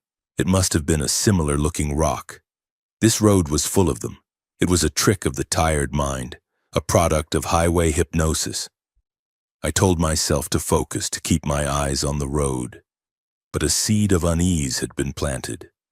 The road, which had just been a challenge, now felt wrong. The unchanging scenery was no longer just monotonous.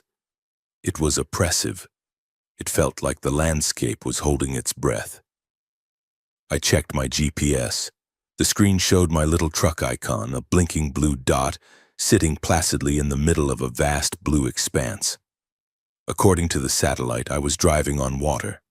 I tapped the screen, tried to reset it. The icon didn't move. It just sat there, mocking me from its impossible location. "Come on, you piece of junk," I muttered, my voice sounding small and thin in the cab. I tried my phone. No signal. Not a single bar. The top of the screen just read no service. Panic, cold and sharp, began to prickle at the edges of my consciousness. I was flying blind. My instruments were failing. My connection to the outside world was severed.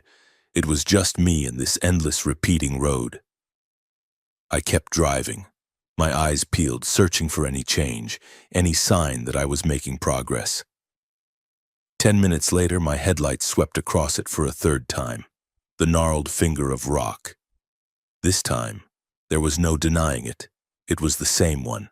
I could see the same pattern of cracks, the same patch of pale lichen near its base. I hadn't just passed a similar rock. I had passed the exact same rock. I was in a loop. The realization hit me like a physical blow. I wasn't moving forward. I was driving in a circle on a road that was supposed to be straight. The anxiety I'd been feeling boiled over into pure, unadulterated terror. My heart hammered against my ribs and a cold sweat broke out on my forehead. This wasn't a mechanical problem or a GPS glitch. This was something else. The road itself was broken. I floored it. My rational mind was gone, replaced by a primal urge to escape. I pushed my rig faster and faster, the engine screaming, the tires whining on the asphalt. The road became a blur. The rock formation flashed by my window again and again, a recurring character in my own personal nightmare. Each time I saw it, the panic intensified, a feedback loop of terror. I felt trapped like a hamster on a wheel, a rat in a maze designed by a cruel and insane god. The road wasn't just a road anymore, it was a prison. The black water on my right and the crumbling cliffs on my left were the bars of my cage. I don't know how many times I passed that rock. 10, 20. Time had lost all meaning. Minutes stretched into eternities. The hands on my dashboard clock seemed to be frozen. It was always 2:30 a.m. Finally, I couldn't take it anymore. I slammed on the brakes, the rig skidding to a halt with a screech of tortured metal. The sudden silence was deafening. I sat there, hyperventilating, my body trembling. I had to get out. The cab felt like a coffin. I threw the door open and stumbled out into the cold, briny air. I stood on the edge of the asphalt, the vast, silent darkness of the lake stretching out before me. I was completely, utterly alone. "What do you want from me?" I screamed, my voice raw and hoarse. The words were swallowed by the immense emptiness, leaving no echo. "Let me go!" I screamed until my throat was raw, until I had no voice left. I kicked my tires, I punched the side of my trailer, the pain a welcome, grounding sensation. Nothing. The road remained silent, the rock formation stood impassive, and the lake offered no answers. Defeated, I slumped against the grill of my truck, my head in my hands. I was going to die out here. I was going to drive this same stretch of road until I ran out of fuel, and then I would sit here and waste away. Or maybe I would just drive it forever, a modern-day Flying Dutchman in a Peterbilt. As I sat there, lost in despair, I saw something. Far out across the black water, where there should have been nothing but more water and the distant shore miles away, there was a light. A single faint point of light, like a lantern hanging on a post. It was small, but it was steady. It didn't flicker or move. It was just there. A tiny beacon in the crushing darkness. I stared at it, my mind numb. It was impossible. There was nothing out there, but the light was real. And in that moment, it was the only thing that was. It was a destination, a way out. A desperate, insane idea formed in my mind. The road was the trap.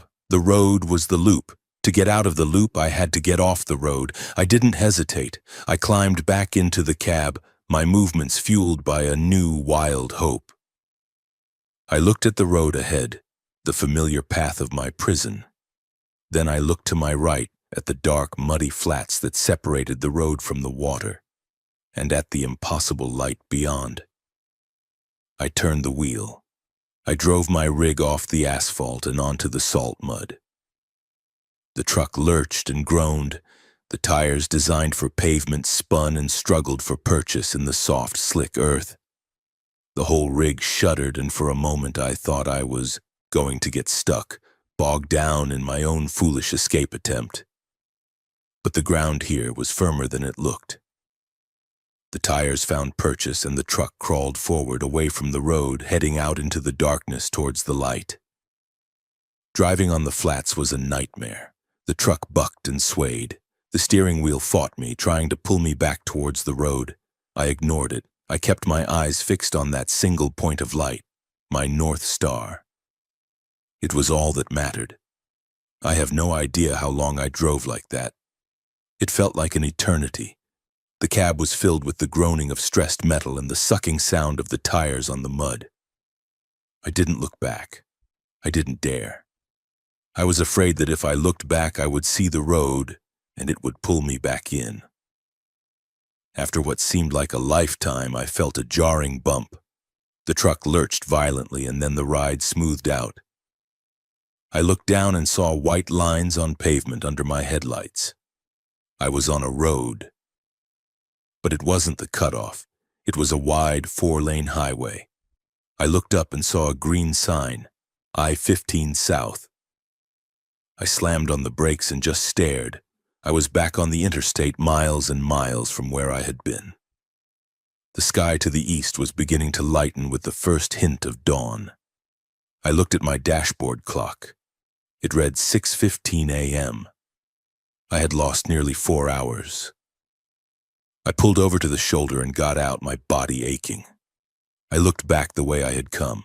There was no lake, no salt flats, no gnarled finger of rock. Just the empty Nevada desert stretching out under a pale pre-dawn sky. There was no sign of the light I had followed. I was shaken, disoriented, but I was free. I delivered my load 6 hours late. Frank, the dispatcher, screamed at me for half an hour. I didn't even try to explain. What could I say? That I'd been trapped in a time loop on a haunted road? I just took it, apologized, and hung up. I've never told anyone that story. They'd say I fell asleep at the wheel, that I dreamed it all. But I know it was real. I know because when I cleaned out my cab at the end of the week, I found thick, briny, foul-smelling mud caked in my wheel wells and all over my undercarriage. It was the mud of the salt flats, the mud from a place I should have never been able to drive. I don't know what that road was or what that light was. Maybe the road is a scar on the landscape, a place where time got twisted and broken, and maybe the light was a way out, a key left by someone or something that knew the way.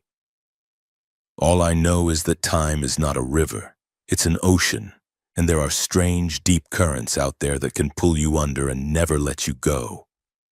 I was lucky. I found a lighthouse in the storm. My name is Lillian Price. I'm 45, and for 25 of those years, my home has been the cab of a Peterbilt. I'm a lifer, a veteran of the asphalt wars. In Yedun, this line of work, you develop a thick skin and a pragmatic worldview. You have to. You believe in tangible things, the grip of your tires, the reading on your oil pressure gauge, the weight of your load, the hours left on your logbook. I've hauled live cattle through blizzards in Wyoming where the snow was so thick I couldn't see my own hood ornament, and I've navigated the 5-lane chaos of Los Angeles with a trailer full of delicate rocket components. I'm not easily rattled. Ghosts, ghouls, and roadside apparitions were just stories to me. Campfire tales for greenhorns who let the loneliness of the long haul get inside their heads. I believed in what was in front of me. But one night, on a forgotten stretch of road where the air itself feels ancient, I pulled into a truck stop that wasn't on any map, a place that reeked of something older than memory and more evil than I could comprehend. That was the night I came face to face with a legend that should have stayed buried, and my pragmatic world shattered like a frozen windshield. I was on a deadhead run, my trailer blessedly empty, making my way back to the home terminal in Salt Lake City. It was the final leg of a long, grueling trip. I was coming in from the west, taking a series of old state highways that snake through the desolate lunar landscape south of the Great Salt Lake. The clock on my dash glowed a malevolent 2:48 a.m. My body ached with a weariness so profound it felt like a physical illness. My eyes felt like they were full of sand, each blink a gritty, painful effort. My shoulders were a knot of tension from fighting the wheel for the better part of 3 days. All I wanted, all I craved with a desperation that bordered on prayer was a place to pull over for an hour or two. Just a brief respite to close my eyes, kill the engine, and let the world fall away. The problem with these old back roads is that they die after the sun goes down. They are arteries of a forgotten America, devoid of the brightly lit 24-hour mega stations that cluster along the interstates. Out here, there is only darkness, the occasional pair of animal eyes flashing in your high beams, and the crushing weight of the empty miles. I was starting to resign myself to pulling over on the shoulder, a practice I despise. It feels vulnerable, like a wounded animal separating from the herd. Just as I was about to give in to find a relatively straight stretch and trust to luck, I saw it. A flicker of light, weak and intermittent, up ahead on the right. It was a sign, old and weathered, its silhouette barely visible, half swallowed by the gnarled branches of an ancient leafless tree. The neon was sputtering, fighting a losing battle against the darkness. Some of the letters were dead, but I could make out the words SLTKNGTRUKSTP Below it, a smaller, grimy sign, barely legible, promised 24-hour service. A sigh of relief so deep it was almost a sob escaped my lips. It looked like a complete dump. A relic from a bygone era, but any port in a storm. The alternative was the cold, dark shoulder. I flicked my turn signal, a hopeful blink in the oppressive dark, and downshifted, the engine braking with a low growl. I turned into the gravel lot, and the cab was immediately shaken by a series of bone-jarring potholes. It felt less like a parking lot and more like a shelled-out battlefield. The place was even worse up close. It was old, run down, and looked like it hadn't seen a coat of paint since the Eisenhower administration. The main building was a long, low structure with a greasy spoon diner on one end and a dark, silent service station on the other. The windows were filmed with decades of grime, reflecting my headlights with a dull, cataract-like sheen. The whole building seemed to sag in the middle, its spine broken like an old horse waiting to be put out of its misery. But what hit me first, before my brain could even fully process the decrepitude, was the smell. It was an assault, an overpowering, almost physical presence that invaded the cab and coated the back of my throat. It was a thick, cloying mixture of salt and brine, which was to be expected given the proximity to the great dead lake. But there was something else woven into it, a foul, sickly sweet undertone. It was a smell of rot and decay, the unmistakable stench of old meat left out in the sun, of damp earth and spoiled things. It was the smell of death. My hand tightened on the wheel. Every nerve ending, every instinct honed over a quarter century on the road was screaming at me to leave. This place is wrong. Get out. Now. The pragmatic part of my brain fought back. Don't be ridiculous, Lillian. It's an old truck stop near a salt lake. Of course it smells bad. You're just tired. Your senses are playing tricks on you. The argument was settled when I saw the other trucks. There were maybe half a dozen of them parked in a neat, orderly row. They were all older models, a bit rusty, sure, but they were there. They were proof of life. If other drivers were staying, it couldn't be that bad. It was a tribe, a silent community, safety in numbers. My exhaustion won the battle. I found a spot at the far end of the row, away from the main building, and killed my engine. The sudden silence was profound, broken only by the ticking of the cooling engine block. I sat there for a minute, the driver's door locked, trying to shake off the feeling of deep, primal dread that had settled over me like a shroud. The smell was even stronger now, seeping into the cab through the vents, a miasma of decay. I decided to skip the diner. The thought of eating anything in a place that smelled like this turned my stomach. I just wanted to sleep. I set the alarm on my phone for 1 hour, leaned my seat back, and closed my gritty, burning eyes, but sleep wouldn't come. The smell was too pervasive, too insistent. And there was a strange stillness to the place. A wrongness. Truck stops are never truly silent. There's always the hum of reefer units keeping their loads cold, the rhythmic hiss of air brakes, the distant sound of engines coming and going. It's a living, breathing ecosystem. But this place was dead quiet, utterly unnaturally silent. My eyes snapped open. I sat up, straining my ears. Nothing. The other trucks in the lot, my supposed comrades in this lonely outpost, were dark and silent. No engine noise, no reefers, no cab lights. Nothing. It was a parking lot full of corpses. My curiosity, or more accurately, my growing terror, got the better of me. I sat up straight and peered through my windshield, my heart beginning a slow, heavy drum beat against my ribs. The diner was dimly lit, a sickly yellow light filtering through the filthy windows. I could see a few figures inside. 2 men sat at the counter, hunched over their coffee cups, their shoulders slumped in defeat. Another sat alone in a booth by the window. They were all unnaturally still, like mannequins in a dusty museum exhibit. A waitress stood behind the counter, her back to the window, a stiff, unmoving silhouette. In the long seconds I watched, not a single one of them moved a muscle. A chill, sharp and invasive, crawled up my spine. This wasn't right. This wasn't just a rundown truck stop. This was something else entirely. The feeling of being watched, a prickly, unnerving sensation, washed over me. "Okay, that's it," I whispered to the empty cab. "Time to go." Sleep could wait. Sanity couldn't. My hand was reaching for the key, my muscles tensed to flee, when a light flickered on in the window of the service station office. It was a small, square room attached to the main building, a place I hadn't paid much attention to. The light was a single, bare bulb, casting harsh shadows. A figure moved into the light. It was a man, and he was a vision from a nightmare. He was gaunt, skeletal, his frame so thin it seemed impossible that it could support a human life. Long, stringy, greasy hair hung over his face, obscuring his features.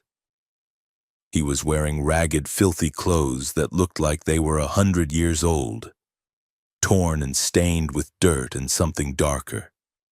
But it was his face, when he finally looked up, that made my heart stop beating and the air freeze in my lungs. His skin was a pale, waxy, translucent white, stretched so tight over his skull that it looked like it might split. His eyes were not eyes. They were dark, hollow pits, voids of blackness that seemed to suck the light out of the room. His expression was one of eternal, gnawing hunger, a desperate, predatory craving that transcended simple human emotion. It was the look of a ghoul. He was clutching something in his arms, a bundle of what looked like rotting, discolored cloth. He held it to his chest like a mother holding a newborn. A gesture of perverse, precious tenderness. He turned and looked out the window, his dead eyes scanning the parking lot, his head moving in slow, jerky motions. His gaze passed over the other trucks, and then it landed on my rig, on my cab, on me. He stared directly at me. There was no mistaking it. The distance, the grimy window, none of it mattered. I felt his gaze like a physical touch, cold and sharp and vile. And in that moment of pure, unadulterated horror, a flood of forgotten stories, of old legends whispered over the CB on lonely nights, crashed into my mind.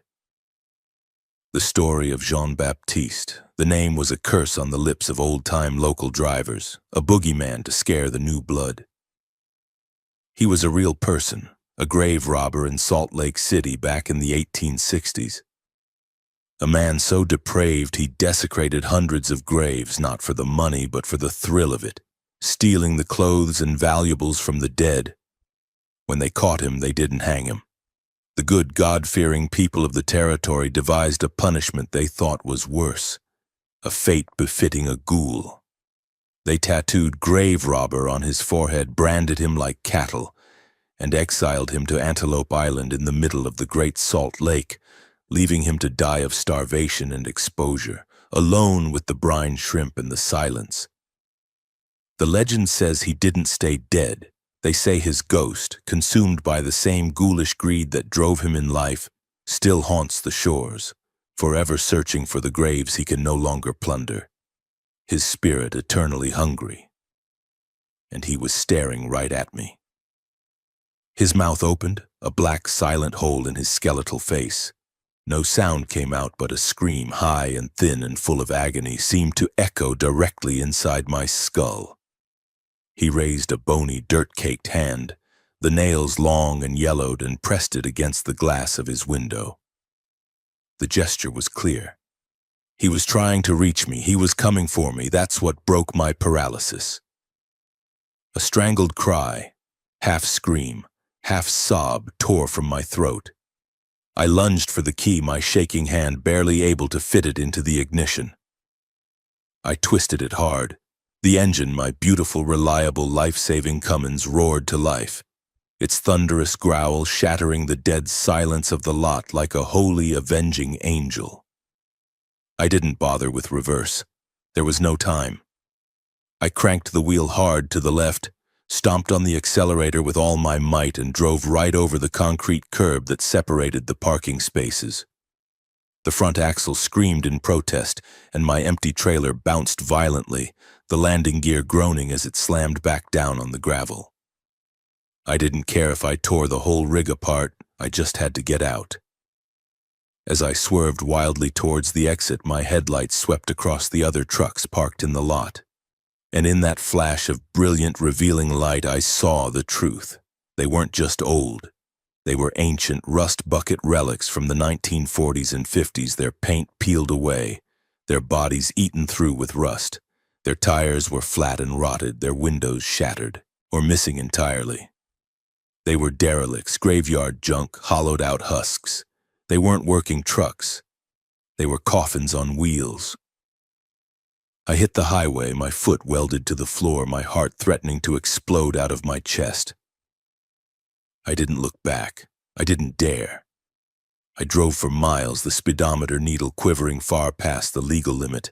When I finally dared to glance in my rearview mirror, my hands trembling on the wheel, there was nothing there.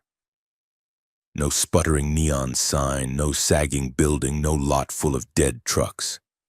Just the flat, empty desert, sleeping peacefully under the cold, indifferent light of the stars. The Salt King truck stop was gone. It had never been there at all, but it hadn't been a truck stop. I knew that now, with a certainty that was colder and harder than any fact I had ever known. When my hands had stopped shaking enough to hold my phone steady, I pulled up the map, my thumb hovering over the area where I had been. And there it was, a symbol I hadn't paid attention to before, a tiny detail on a digital screen. A small black cross. It was marking a cemetery. An old forgotten pioneer cemetery, right by the side of the road.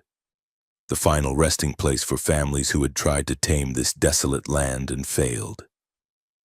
The Salt King truck stop had been a mirage, a trap, a ghostly echo of a place that never existed, built on desecrated ground, a lure for the tired and the lost.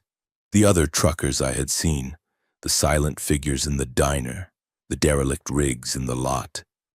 They were the other poor souls who had been tired, just like me. The ones who had been lured in by the promise of rest and a hot cup of coffee and who had never left. They were Jean-Baptiste's collection. New acquisitions for his ghoulish hoard. And the smell, that god-awful, unforgettable smell of brine and death. It wasn't just the lake, it was him. It was the smell of the grave clinging to him like a shroud. The smell of 100 desecrated corpses, their peace shattered, their essence absorbed by one damned, hungry soul. I drove straight through to my terminal, running on pure, uncut adrenaline. When I finally parked my rig in the familiar, well-lit, beautiful yard, I stumbled out of the cab, fell to my knees on the blessed pavement, and was violently, wretchedly sick. I still drive. It's the only life I know. But I'm different now. The pragmatic, seen-it-all Lillian Price died that night in that phantom parking lot. I know now that there are things out there that defy explanation. Places where the veil between the living and the dead is thin and torn. And I know that some legends are more than just stories. They're waiting for you, just off the road, in a rundown truck stop that smells of brine and death, with a vacancy sign that flickers just for you. I was lucky. I checked out. But I will never forget the look in Jean-Baptiste's hollow eyes and the chilling, soul-freezing realization that he was looking at me and seeing nothing more than another grave to be robbed. Thanks for watching. If you enjoyed these stories, let me know in the comments. Which one chilled you the most? Don't forget to like, share with your friends, and subscribe to Horror Whispers for more terrifying tales.